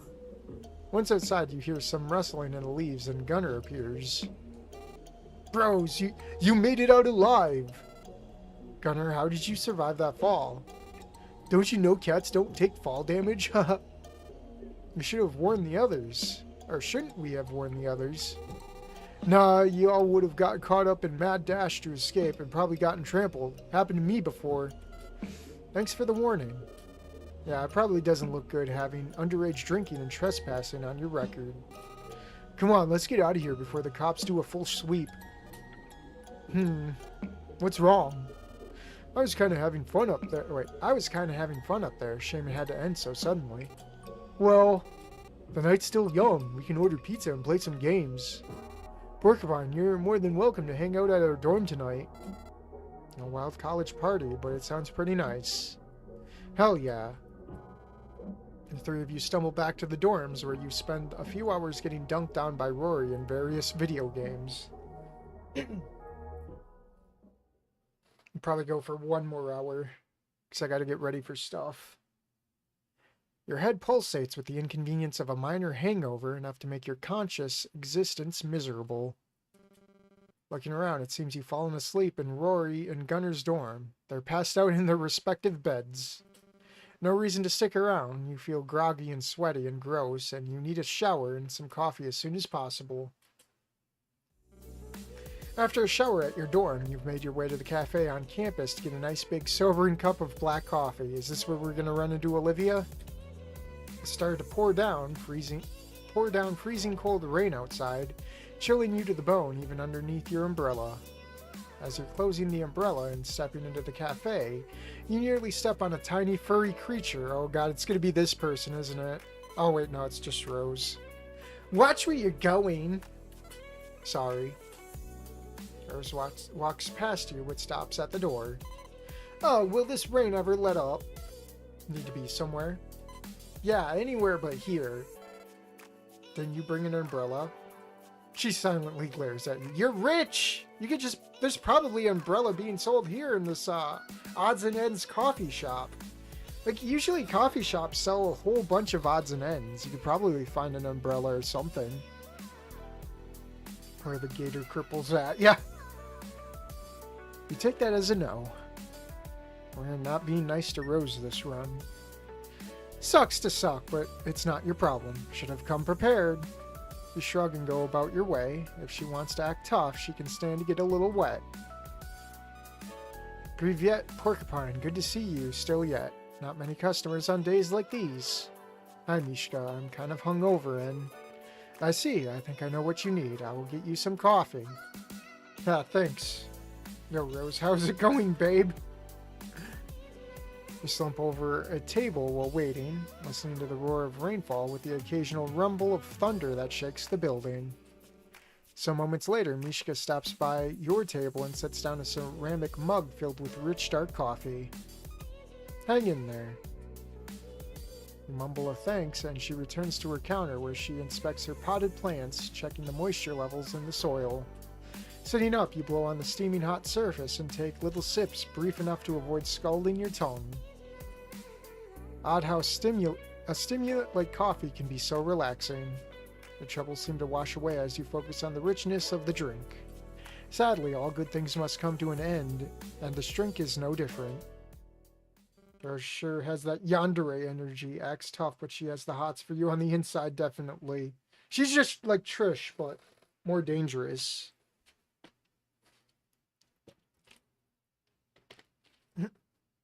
Join me, brother, in the underappreciated love interest club. Sundere, not yandere. Well, you never know if she murdered a bitch or not. I feel like Rose probably has skeletons in her closet. There's still some time to study before you have to go to bed. What should you study? Well, we're gonna lock in with Claire. You pick up your French textbook and practice some lessons. It took a while, but you feel more confident in your understanding of the topic. It's gotten late. It's time to get ready for bed. Monday. Farewell, sweet weekend. You must return to class for now. Don't worry, you'll be back soon. You stuff your things into your bag and head out to your first class of the day, history. Good morning, class. From today forward, we'll be discussing the intersections of human civilization with those of other anthropomorphs. How exciting!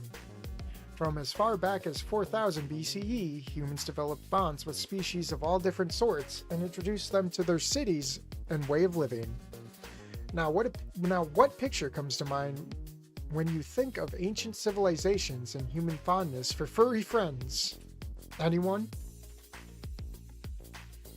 Ancient America, ancient Greece, ancient Egypt. I kind of want to go through these just as a laugh. No one else says anything, so you raise a hand and take a guess. Weed card revoked. Ancient America? Not quite. I'm talking about ancient Egypt, where the Great Sphinx of Giza lies.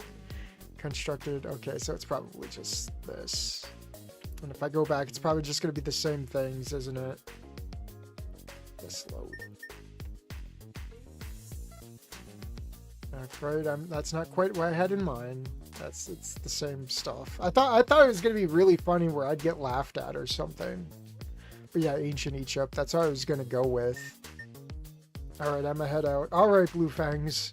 I'll see you later. No one else says anything, so you raise your hand to take a guess. Ancient Egypt? Someone's been studying. That's correct. When you think of ancient Egypt, you think of the Great Sphinx of Giza, of course. I'll watch the rest later. Alright. Sounds good.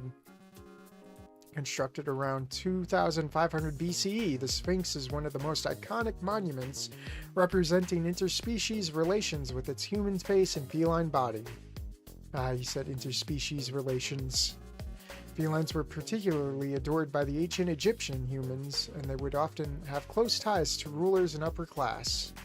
This marked the beginning of an era where anthropomorphs gradually became indoctrinated into humanized civilizations around the globe. Mr. Rothbauer lectures about ancient Egyptian kingdoms for the rest of the class. You have a feeling they saw catgirls as more than just friends. After class ends, you overhear Rose talking with the professor. About the group project. I started working on researching Acunian civilizations, but I couldn't find much in the library. I was wondering if you had any sources I could look into. Fascinating society you've chosen. Can't say I'm surprised by the lack of material in the university library. Much of their culture was wiped out, and what little has survived doesn't find its way into public knowledge. Rothbauer thinks for a moment. I think I have some books in my personal collection I could loan you. Please be aware that the contents of them are contested among historians. But for the purposes of your project, I will consider them a valid source. Thank you, that would be a great help. She's doing the project on Acunians, huh? From what you recall, they were related to raccoons in ancient America, but mysteriously vanished without a trace. You have to look into it for later. For now, you have to run to statistics. Hello, class. I hope you all had a pleasant weekend. Today we'll be going over Bayes' theorem, which is a way of determining probability of a cause from its effect. This is how insurance companies derive your potential risk from factors such as age, previous conditions, and family history. Voice sounded way too excited to be Rose. Well, I wanted her to like sound bratty or whatever. I mean, Greece is close enough to Egypt geographically, but we're more of a salty biscuits people. I'm gonna have to get more water. I'll be right back.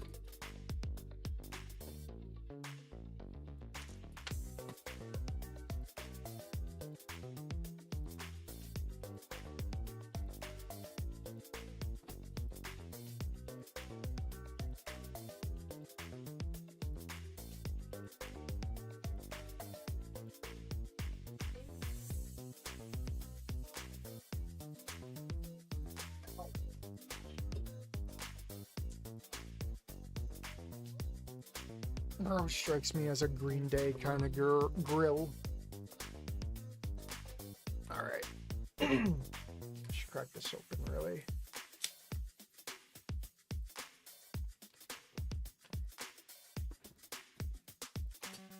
It basically allows you to apply conditions to a set of data to find all sorts of statistical probabilities. Let's get started with some examples. Mrs. Herschel goes through some problems, starting off with a basic one, then adding further complexities to subsequent ones. I think she'd sound kind of like Fang. Oh, I can't do Fang. I'm back and the stream's still going. Yeah, we got about 45-ish minutes left. Strikes me as a girl who would step on my legs as I lay dying in the streets after being mugged. She's definitely one who watches My Little Pony in secret, but can shred guitar masterfully. That should be kind of like Rebecca, but more dangerous.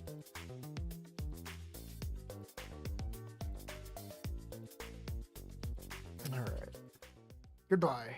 Gonna ran off after class, saying something about fraternity obligations. That leaves you free for the rest of the day. What would you like to do? Go somewhere. So much bright light. I'm a vampire. Go somewhere. Where do you wish to go? Oh God. Explore, town, track, forest, garden, cafe, library. I already have the save. Let's see if we can run into the Gator Girl. On your way to Coffee Zone for some lunch, you end up walking a few paces behind a reptile in a wheelchair. Let's go! Yes. Being from a small town and never really socializing, you thought they were just a myth. Something they put in movies to scare young children. Wheelchairs, that is, not alligators. You're quite familiar with gators. Your uncle got arrested for wrestling one at the zoo a couple of times. What are animal zoos like in this world? Is it like that scene in fucking one Wani mod where all those humans are with Sully and they're trying to like pretend to be cavemen? The Forest Purple Drank Adventure. Oh God. The faint smell of ozone fills the air as you explore the forests outside of the school halls.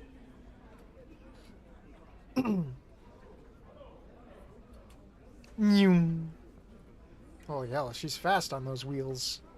Fuck, you're staring, aren't you? You shouldn't stare. She's so goddamn large, though, it's hard to look anywhere else. Thought you were joking when you said you'd run into Olivia. No, Olivia's in the last demo, too. Ozone.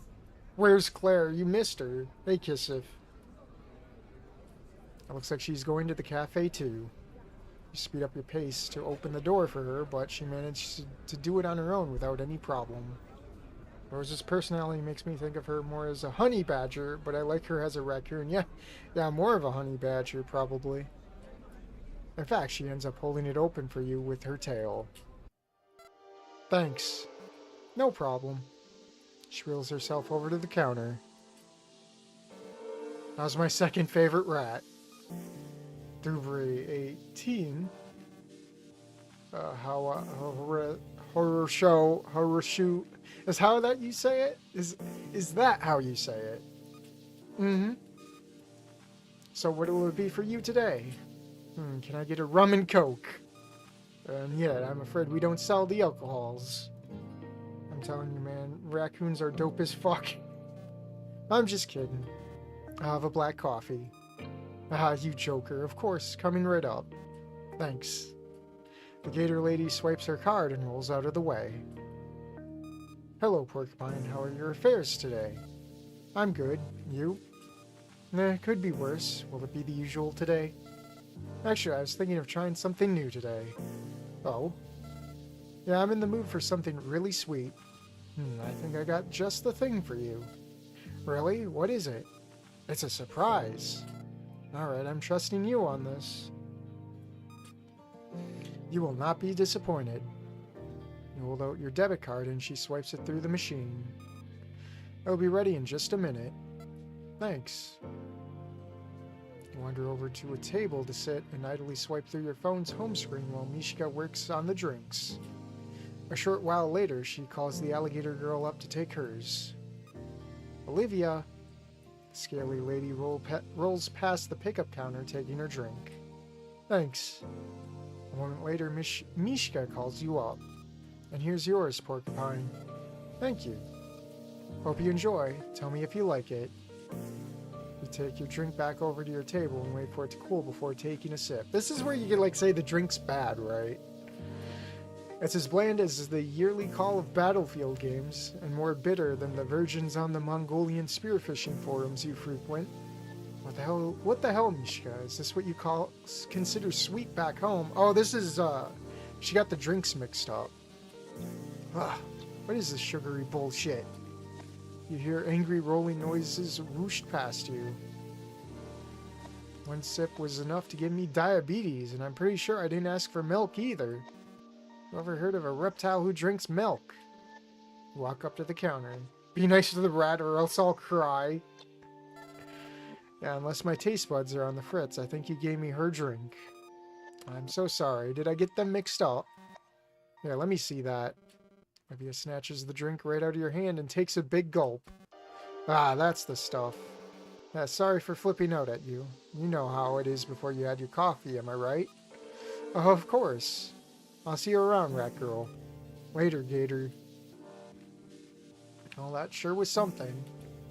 That Olivia certainly lives up to the stereotype of crocodilians being chill except when it comes to food, and they become aggressive killing machines. The black tea, Porcupine, I must have not been paying attention to which drink was which. I will make you a new one.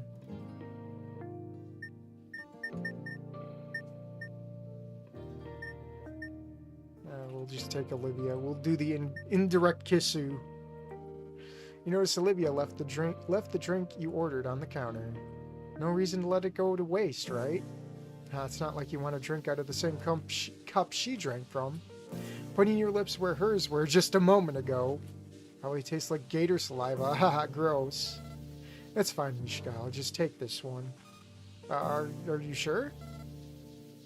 Haha, yeah, it's fine. Don't worry about it. Mishka gives you a strange look and shrugs. Eager to finally taste the sugary bullshit, you give it a good blow and take a sip as soon as she hands it to you. Mishka watches in anticipation as you hold the cup to your mouth. Well, what do you think? That certainly is sweet. Even with such a tiny sip, your mouth is filled with a multitude of overpowering flavors. Peppermint, honey, and vanilla burn into your taste buds, tamed only by the cinnamon sticking to the back of your throat. It's definitely unique. It's something my mother used to make around Christmas time, perfect for long Ukrainian winters. I know it's kind of early for that, but I thought you might like it. Take another sip. Now that you know what to expect, you can appreciate it more. It's thick and creamy and would be perfect next to a fireplace. This is making me wish it was December. It is December! Happy December. Fair, last time I saw someone mess with someone's food, the cafeteria ended up as a Yakuza Zero street fight.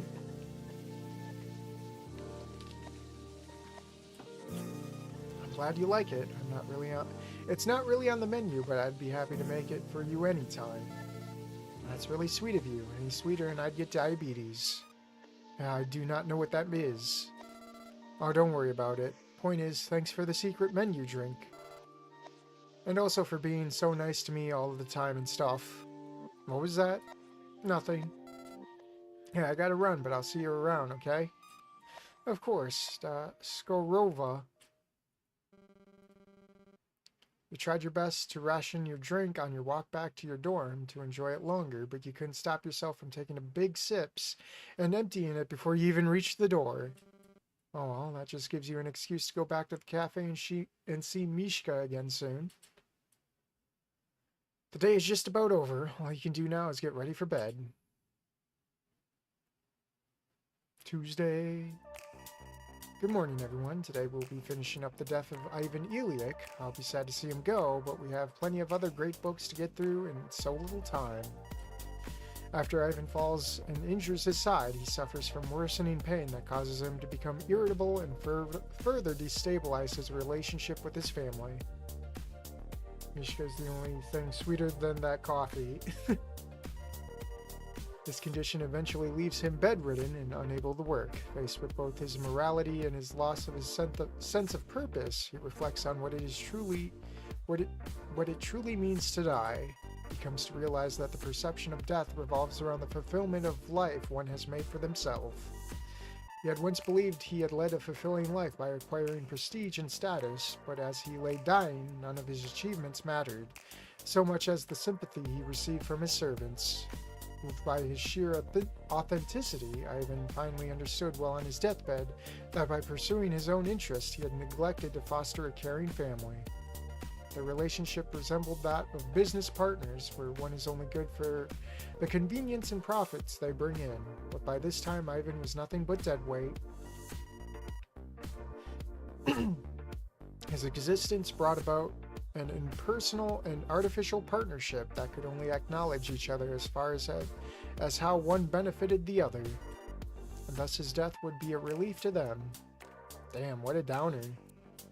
You suppose that's about as happy an ending as you can get when it comes to Russian literature, though. Miss Ellen talks about some interpretations and gets some students' opinions before hinting that an analysis of life and death in Trotsky's context will be on the test. Bonne journée, class. How was your weekend? Have any of you encountered any French words in your day-to-day life that you never noticed before? Claire waves her paw in the air energetically. It's time to bust out the translator. Boy, oh boy. I did. Lots of food and stuff at cafes and bakeries are French. There's café à la, which is coffee with milk. And fondant and macarons and bruchet and savarin. Oui, France is of course known for its culinary arts. It's only natural that many of their words for cuisine would end up in English. And they sure do love their cafes and bistros. If you go to Paris, you will find one on every corner. That brings us to today's topic, basic conversation you might experience while out in town shopping. Miss Celestine goes over some terms and typical everyday sayings, and has the class recite them and practice in groups. Thick. Teacher, this is boring. Can we read Roadside Picnic instead? I wish I could stay and chat, Porcupine, but I've got sorority duties to take care of today. See you later. Claire pulls you into one of her signature suffocating hugs before zooming off to do whatever sorority girls do. Off in the distance, you see Ava fluttering from perch to perch, taking photos. She waves to you as she soars above and disappears over a building. Seems like everyone has something to do today. As wide as she is tall.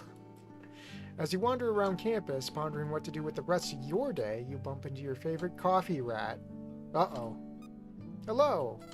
Oh, hey, Mishka. It's weird seeing you somewhere other than the cafe. Did we get locked into the Mishka route? I could say the same thing about you.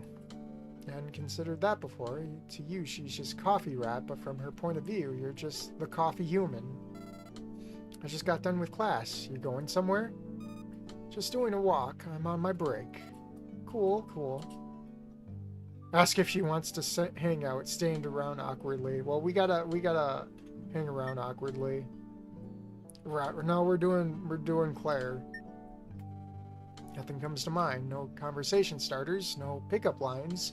No funny hypothetical questions. So you just stand there, looking around aimlessly and giving polite smiles whenever your eyes meet. To your credit, Mishka also seems to be in the same awkward state of not know what to do or say. Well, it was nice standing here with you. I have to return to work now, but maybe we can do this again sometime. Her statement is totally sincere without a hint of sarcasm. Whenever you're free. See you at the cafe later, Porcupine. Mishka gives you a wave and heads in the direction of the cafe. You're feeling tired from classes, so you retire to your dorm early. Sleep time. Wani Wednesday. Good morning, class. I hope you've prepared for today's quiz. What? A quiz? It's listed on the syllabus. You could have at least given us a reminder. Sucks to suck. When you're finished, set your paper down on my desk and you'll be free to leave after that. Rothbauer passes out the quiz sheets and you rack your brain trying to remember what he taught over the past week and a half.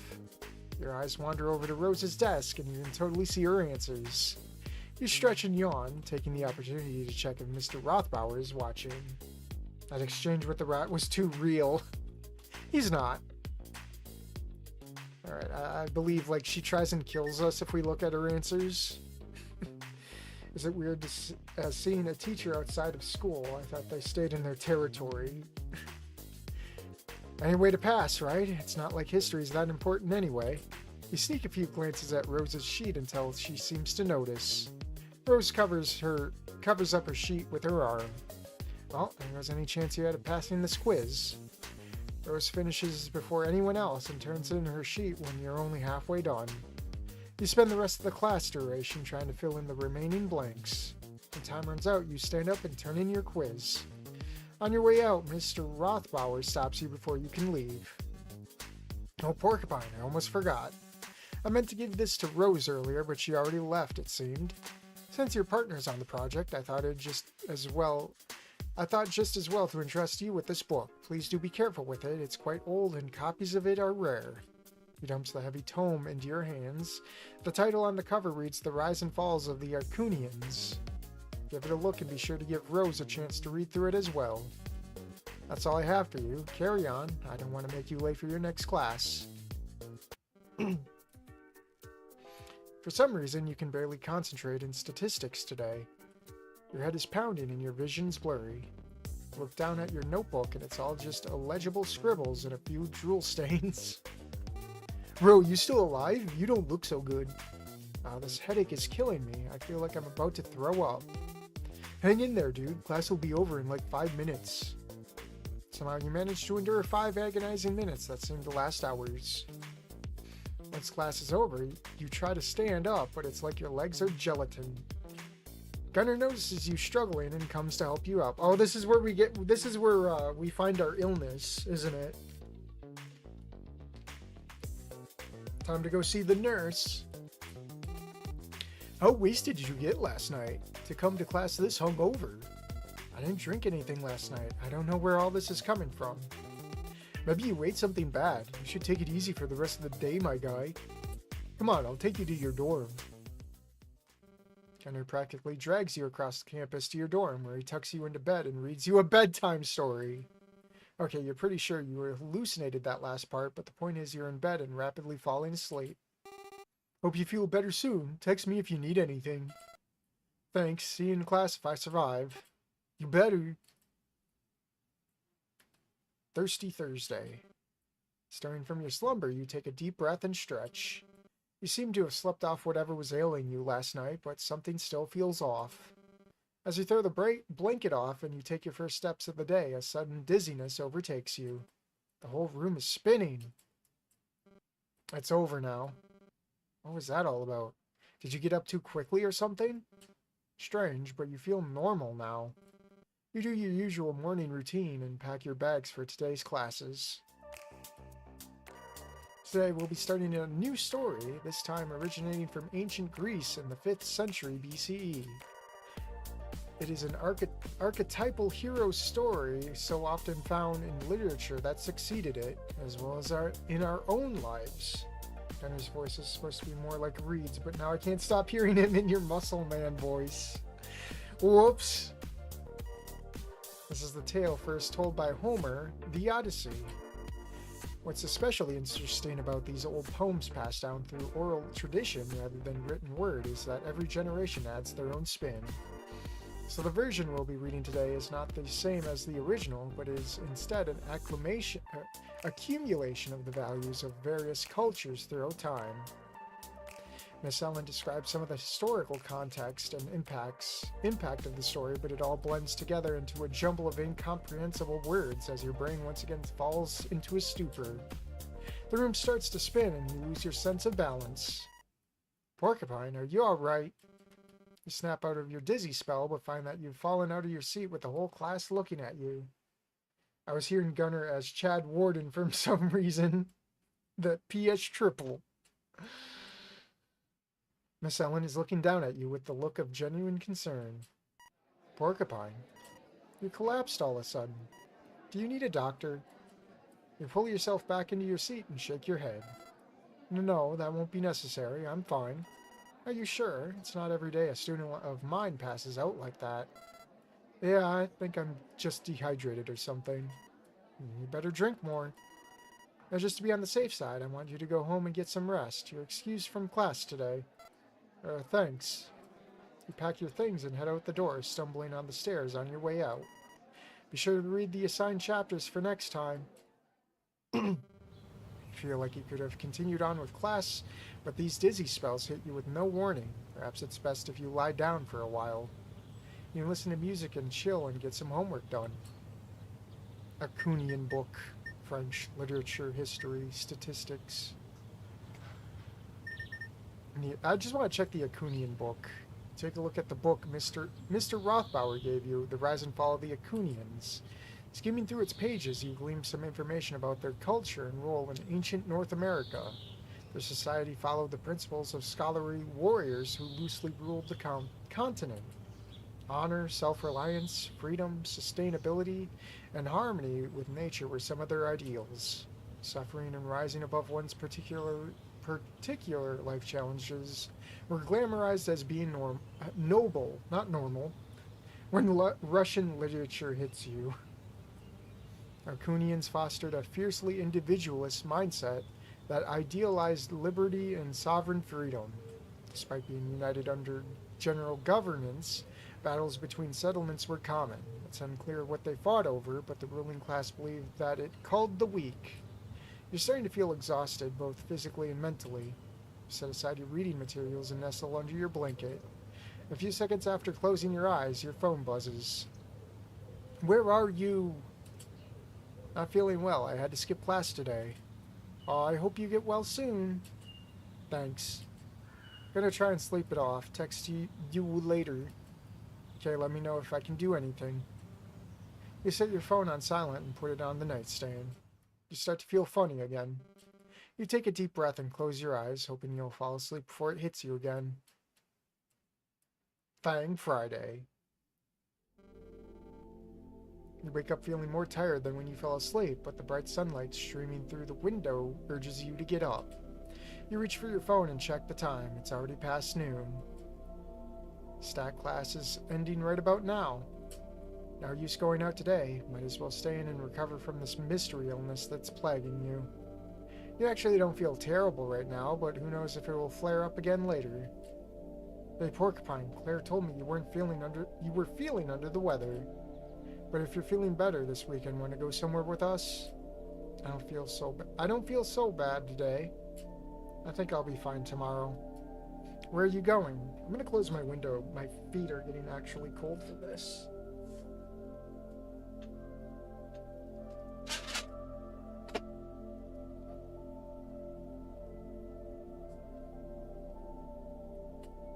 I'm not sure. Claire says she's picked out a spot. Somewhere special, she says. Whatever that means. Interesting. Sure, I'll go. Yay. I'll let her know. Meet us tomorrow at around 9 where we usually meet after class. Okay. You wonder where this special place that Claire wants you to go to is. Hopefully you're feeling good enough to go tomorrow. Or can't escape the lean. Nah, we're gonna have a purple stank moment. With extra ozone. You'll just take it easy today and be well rested for the next day. Saturday. Claire and Ava are already waiting for you at your usual hangout spot. Porcupine, you're here. I'm so glad you can make it. Glad I'm feeling well enough to... What is it that we're doing exactly? There's like this huge garden on the other side of campus, so I thought it'd be fun to get lost in it with my pals. I feel like this is a scene that comes up way later. Oh, that does sound like fun. I bet it's super pretty too. Glad I brought my camera. As if you ever go anywhere without that thing. True. Shall we get going then? Yeah. I'm gonna because my tailbone is just screaming. Alright. It's a good thing there's only about 20 minutes left. And then I can relax in my bed. Claire leads you across campus to the gardens. It's easy to spot from a distance thanks to the vibrant colors of all the flowers. This is the same garden I didn't visit no garden. This is the same garden you visited before, just at one of the other entrances. The area is quite expansive and you haven't been to this part before. Claire hops around whimsically from one plant to another, sniffing the flowers and admiring the multitude of plants. It's such a lovely day to go for a walk in the gardens, isn't it? Yeah, I guess it's better than being cooped up in my dorm all day. Sunlight's good for you, not just for your skin, but also your mental health. No, I didn't know that. Just be careful not to get a sunburn, and remember to stay hydrated. Ooh, woo. What was that sound you just made? What? Ooh, woo. Never mind. Which way do we go? There's like a dozen branching paths. Let's go this way. She seems to pick a direction at random and pulls you and Ava along with her, deep into the garden. Before long, you're surrounded by a variety of shrubs and flowers to the point where you can't even see any of the university buildings anymore. Let's get another drink.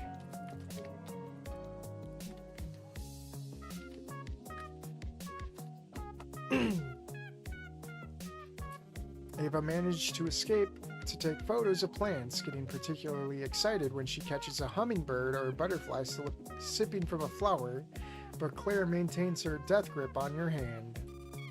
Oh, I have these in my garden back home. It's called a cardinal flower. Can you guess why? Because it's red like cardinals? Only the males. Yep, such a pretty red. She's got a thing for cardinal boys. Shut up, I do not. Just teasing. Ava and Claire continue to bicker and share fun plant facts as you go along. After a while, you come to a bench with an arch over it with vines growing all over. Here, it's getting kind of hot. Can we take a break? Yeah, my legs are killing me. Same.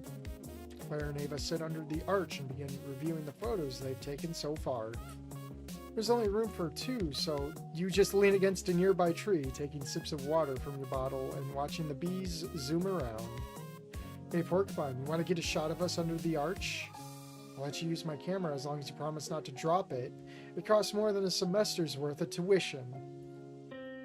As she squeezes harder, we're going to need a silver hand. Sure, but I don't really know how to use one of those fancy cameras. Don't worry, I'll preset the exposure settings. All you have to do is point and click the button. Ava flicks some switches and dials on the camera before handing it over to you. You take a few steps back, compose your shot, and press the button with a satisfying shutter sound. How'd it turn out? Let me see, let me see, let me see. You turn the camera around and show Claire. Oh my gosh, we look so great. This is just the perfect day, isn't it? Ava gets up and gestures to the bench. Okay, now it's your turn, Porcupine. I don't like getting my picture taken. Okay. Alright, but I'm getting my picture taken with you next. Okay. You sit down next to Claire and smile for the camera. Just before Ava takes the shot, Claire wraps her arm around you, pulling you in close. Aw, you two are so cute. Show us the pic. Ava comes around and shows you the picture. Your face has a look of surprise mixed with fear as Claire's sudden death grip took a hold of you. Great. Right then, shall we continue our little adventure? Sure, I think I'm all rested up and ready to go. Sounds good to me. The three of you spend the rest of the day getting lost in the gardens, laughing and having an all-around good time.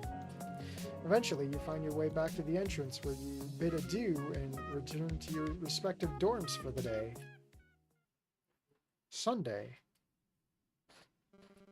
You've fallen behind on homework and assigned reading. It's too easy to get distracted when you have the luxury of staying in your own dorm without pants on. Maybe you need a place to study, somewhere quiet. The library, perhaps? You pull back the curtain to check the weather just in time for a lightning strike to flashbang you. A roar of thunder rattles the building, soon followed by a flurry of water droplets pelting the window. Better bring a raincoat. Wandering the labyrinth that is Harmonia's famously huge library, you happen to see someone you know out of the corner of your eye. It's going to be Rose. No one else you've seen emits more goth bitch vibes than her. You could smell her haunted graveyard perfume before you even turned the corner. She's just sitting there flipping through some oversized history books with her literal paws. Did you have something for her? Oh yeah, that book Mr. Rothbauer gave you. Is it still in your backpack? While you're unzipping its pouches and digging through papers, Rose closes her book and begins to walk away. Rose, wait up. Oh, it's you. What do you want? You pull the tattered book from your bag and hold it out to her. She seems confused at first, but quickly snatches it from your grasp and continues on her way. Not even a thank you? Rose snaps back around and glares at you. I told you I don't need your help. Now leave me alone. You pull a few loose papers from the pocket the book was in. What about these pages that fell out? Do you want those too? Give me those. Give those to me, now. I'll trade them for something. Isn't that like the game over? Only if you let me write a page of the project. Isn't this like the game over one? I'll trade them for something. You get scratched. I gotta check that one. I'll trade them for something. Sure, but you have to give me something in return. Why do people like her again? Are you out of your mind? I'm not giving you anything. I guess you'll never read these rare first-hand accounts from... You take a look at the pages. The Midwest Arcunia tribe. She's cute, small and mean. Get your filthy human hands off those. She tries to take them, but your superior opposable thumbs refuse to let go. Careful, you don't want to rip them by accident. Ugh, unbelievable. Sigh. Fine, I'll give you something. Close your eyes. What is it? Don't worry about it. Just close your eyes and relax. And lean down a little for me. You close your eyes as instructed. You're not sure whether to be anxious or excited. Is she getting closer? Your heart is racing. You're practically choking on her perfume. You feel something gently touching your cheeks. Or cheek. Is that Rose's paw? You suddenly feel claws raking down your face, slicing into your skin. Your eyes shoot open and you reach up for your face with your hand to check if you're bleeding. One man she's belongs in the psych ward is another man she's all I've ever wanted. You guess it was her paw after all. Oh fuck, what the hell? While you're staring at your bloody fingers, Rose takes the opportunity to snatch the sheets of paper from your other hand. What'd you expect? Life's not like one of your creepy animes. Learn to treat people properly, or don't be surprised if you end up dead like the rest of your species sooner than later. It's a raccoon's world now, and you're just living in it. Holy hell, that stung. Both the scratch and the insult.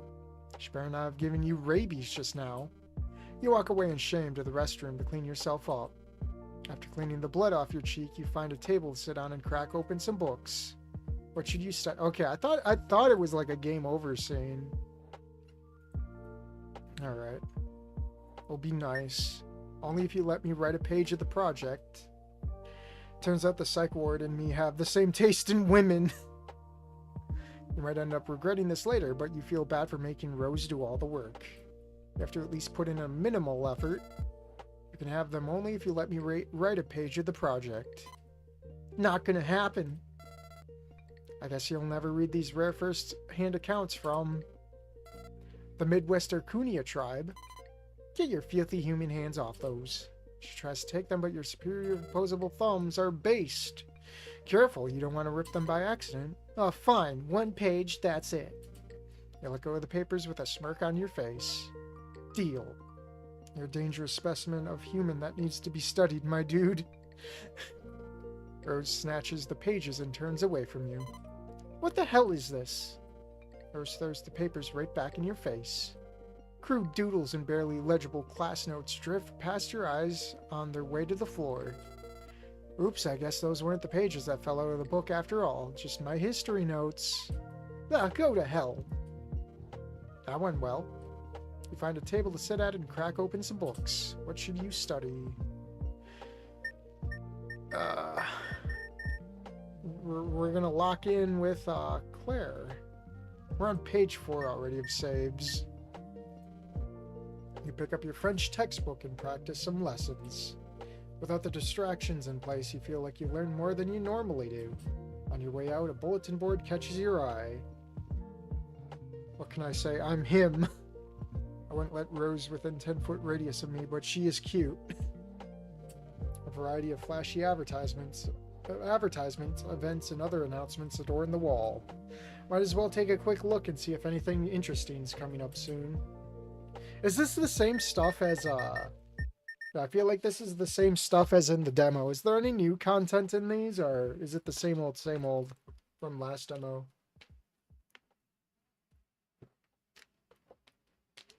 Does she have the shots for rabies? I don't know.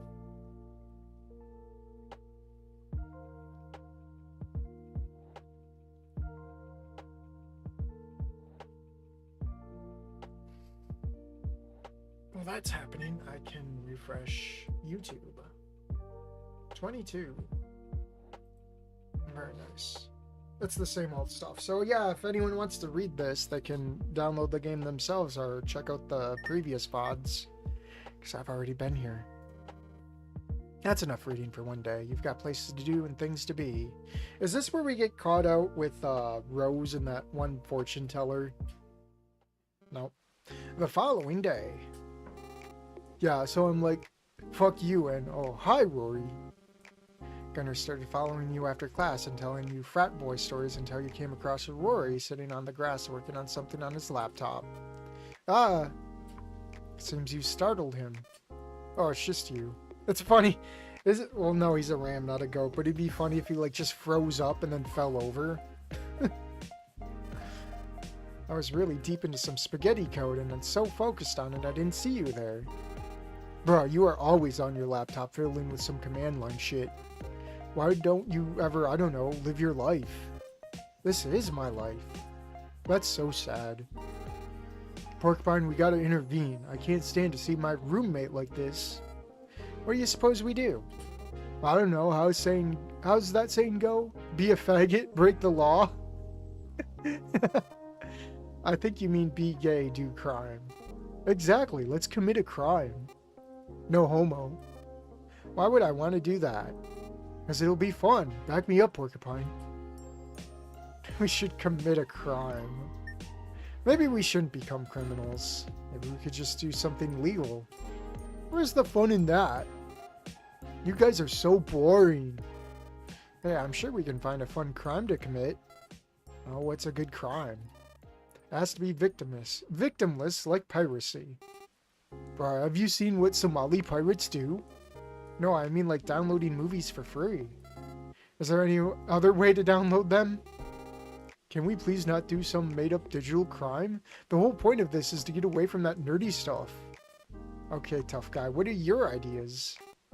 We could rob a bank. Porcupine could be our getaway driver. I thought we weren't going to be harming anyone. Now I really want to hear the Chad Warden voice for him. Bank money is federally insured. Nobody loses a cent. What about the taxpayers? The government just reprints what gets stolen. It's like it's never even happened. Still sounds too risky. What if we were vigilantes? Like Robin Hood, stealing from the rich and giving to the poor? Well, Porcupine, I am the rich. Okay, then you can be like Catman. A loaded superhero who fights crime with crime. You might be onto something. Maybe we should start with something small, like if we see someone steal a lady's purse, we could beat him up and take his wallet. That's perfect. Now we just have to wait for some thug to commit a robbery in broad daylight on this wealthy college campus with cops who drive by every 5 minutes. Keep on the lookout, boys. We got crimes to... Wait, are we doing crimes or stopping it? Both, I think. I say we're doing neither at this rate. Come on, crimes aren't just going to come to us. We gotta go to the crimes. Gunner picks a seemingly random direction and confidently marches off. You look to Rory, and the two of you wordlessly agree to follow him. Hours passed with nary a crime to commit, nor one to prevent. You search the university high and low, but the problem is that there are just too many cameras and not enough potential victims. As hope fades away, a glimmer shines in some forgotten corner, drawing you towards it. Guys, you're going to want to see this. With perked up ears, Gunner and Rory trail behind you to a vending machine, one of many found throughout the halls of Harmonia. But this one is different. Let's do a crime 3 months later in Dubai. I think it was a mistake. I don't feel like a hero yet. Lodged between the glass and the shelves inside is a sad-looking bag of pretzels someone had clearly paid for, but been scanned by the unreliable mechanism. Just look at how close that bag is to falling. Wait, just look how close that bag is to falling. You could blow on it and it'd come down. Would it even be a crime to take it? It's already been paid for. Where he reaches his hoof into the slot at the bottom and tries fishing the bag out, but is unable to reach far enough in. Check it. You point at the sticker at the case that says, "Do not shake vending machine." Are you thinking what I'm thinking? Or he stands back up and rubs his chin. That definitely counts as a crime, right? I mean, we'd be liable for damage to property or personnel as a result of giving this bitch a shake, wouldn't we? Sounds like criminal activity to me. Gentlemen, shall we? With a collective nod, the three of you go on the offensive, kicking, shoving, and jostling the machine. The pretzels hang tantalizingly, but hold steady throughout your barrage. You're all left panting and exhausted, losing the will to continue this fight and slumping against the machine. God, it's hopeless. It's stuck in there. Hold on, I might have a few quarters. We could probably get 2 bags for the price of 1. To hell with that. We didn't come this far just to be law-abiding citizens, did we? You bang your fist against the glass in frustration one last time, and that seems to do the trick. Without any fanfare, the bag plops down in the receiving area. We did it, boys! Huzzah! Reach in and grab your prize. Let us enjoy the spoils of our hardship, lads. You rip open the top and reach in to grab a salty treat to chomp down on. What the fuck? They're stale! No way, let me try. Crunch! Nope, not worth it. Or he takes the bag and bites into a pretzel as well and gives an unsatisfactory grimace. Just barely inedible. After all that work, disappointing. Hey, what's that? You look to where Rory is pointing, and the shadow of something skitters across the floor.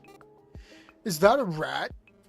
Gunner pounces at it, but it runs under the vending machine. Of course the cat would go after the rat. Dude, cut it out. He's just a little guy. He's probably out looking for food. Here you go, have some pretzels. Rory places the bag on the ground with an open end facing the machine. Lightning quick, the rat comes out and snatches it, dragging it back to its lair. You, Gunner, and Rory crouch down and peek into the gap between the floor and the vending machine. Rory flashes the light from his phone, revealing a ragged gray rat digging through the bag and nibbling on pretzels. You sure it's not just guts? It ravenously chews through them, ignoring your gaze. It says do not shake and do not punch. Aw, cute little guy. Yeesh, I didn't know Harmonia had a rat problem. He's just trying to survive. Let's leave him to enjoy his feast. Yeah, I think that's enough crime for one day. Well, this was a waste. I was looking forward to some quality law-breaking time with my bros. I thought it was fun. I thought it was a fun little side quest. Perhaps the real crime were the friends we made along the way. Maybe you're right. Gunner yawns. Man, I gotta work on some homework before bed. We'll have to do some more illegal shit later. A normal rat in this setting. For sure. Yeah, I guess we'll be heading back to our dorms now. See you later, Porcupine. This was a lot of fun. Hell yeah. See you later, guys. Later, man. Monday. It is now Tuesday, and it's a perfect stopping point. So we'll stick a fork in it, and I will go rest up for my plans later tonight. I'm thinking maybe Tuesday we'll pick it back up for another 3-hour session, as to not kill my voice. Well, go back to the main menu for some music. Throw on the ending screen. Oh, wait. I went to quit instead of menu, I guess. There we go. Crank that up. Throw on the ending screen. And we'll wrap it up. I don't know what I'm going to do for tomorrow. Tomorrow, I might just play that stupid block game. Well, it's not a stupid block game. It's a fun block game. I played it a little bit more off stream. Got farther. It's fun. Probably showcase that one unless a unexpected Left 4 Dead snoot mod comes out. It's one or the other. I don't know if I'll be able to come back on Tuesday, but I'll try. No, you don't need to... you don't have to force yourself if you don't have to. There's always the VOD. Glad you decided to stream the update. I mean, it was obligation. I'm invested. Lovely game though. Yeah, it's definitely a lot different. While still like almost like treading the same path. Pretty much. It's definitely a new shake. Where does one download the game? On itch.io. If you just look up Coda, it's there. I should probably put a link after the stream. Hopefully you enjoyed it more than the old demo. The old demo was pretty good. Updates have been really good so far. Everyone feels more fleshed out. They do. Gunner's got a lot... I feel like Gunner's got more screen time. I feel like he had a lot of screen time near the end of the game. Like the second half. Oh boy, bread earning week. It continues, but I can look in from time to time if I have the chance. Well, what time works for you guys? Because I did this one early because I have plans later today. Usually my streams are 6, 7 p.m. Central Time. If we can agree on a time, I can work with it. Ultra realistic Anon model when... I mean, it's out there. I mean, I remember that Guitar Hero video with Trish, Fang, and Anon. Good night, everyone. Yep. I'll be back way too late for a second stream tonight. Plans start at 6:30 and run until probably 10 or 11. Unless I'm too wired and Brett wants to do something. But I doubt it. I mean, tomorrow is a Monday. This week is kind of hectic for me, but yeah, evening is probably most likely time I'll be free. Yeah, I could shoot for 6, 7 Central Time in the evening. Good stream. Thank you. All I did was read. No idea. I am fine with it. It's just midnight for me right now, so night, everyone. Have a lovely day or night. I think you're about 2/3 of the way through the demo, by the way. Well, we'll be doing other paths, too. It's definitely not going to be like a 1-2 done. It'll probably be like 3 or 4 with how we were last time. I want to get all the routes and then like the endings, I guess. That's the goal. But yeah, I should probably step off, rest up a bit, and then get ready. I have got a day to still finish. I'll see you all either tomorrow or Tuesday. So have a good night.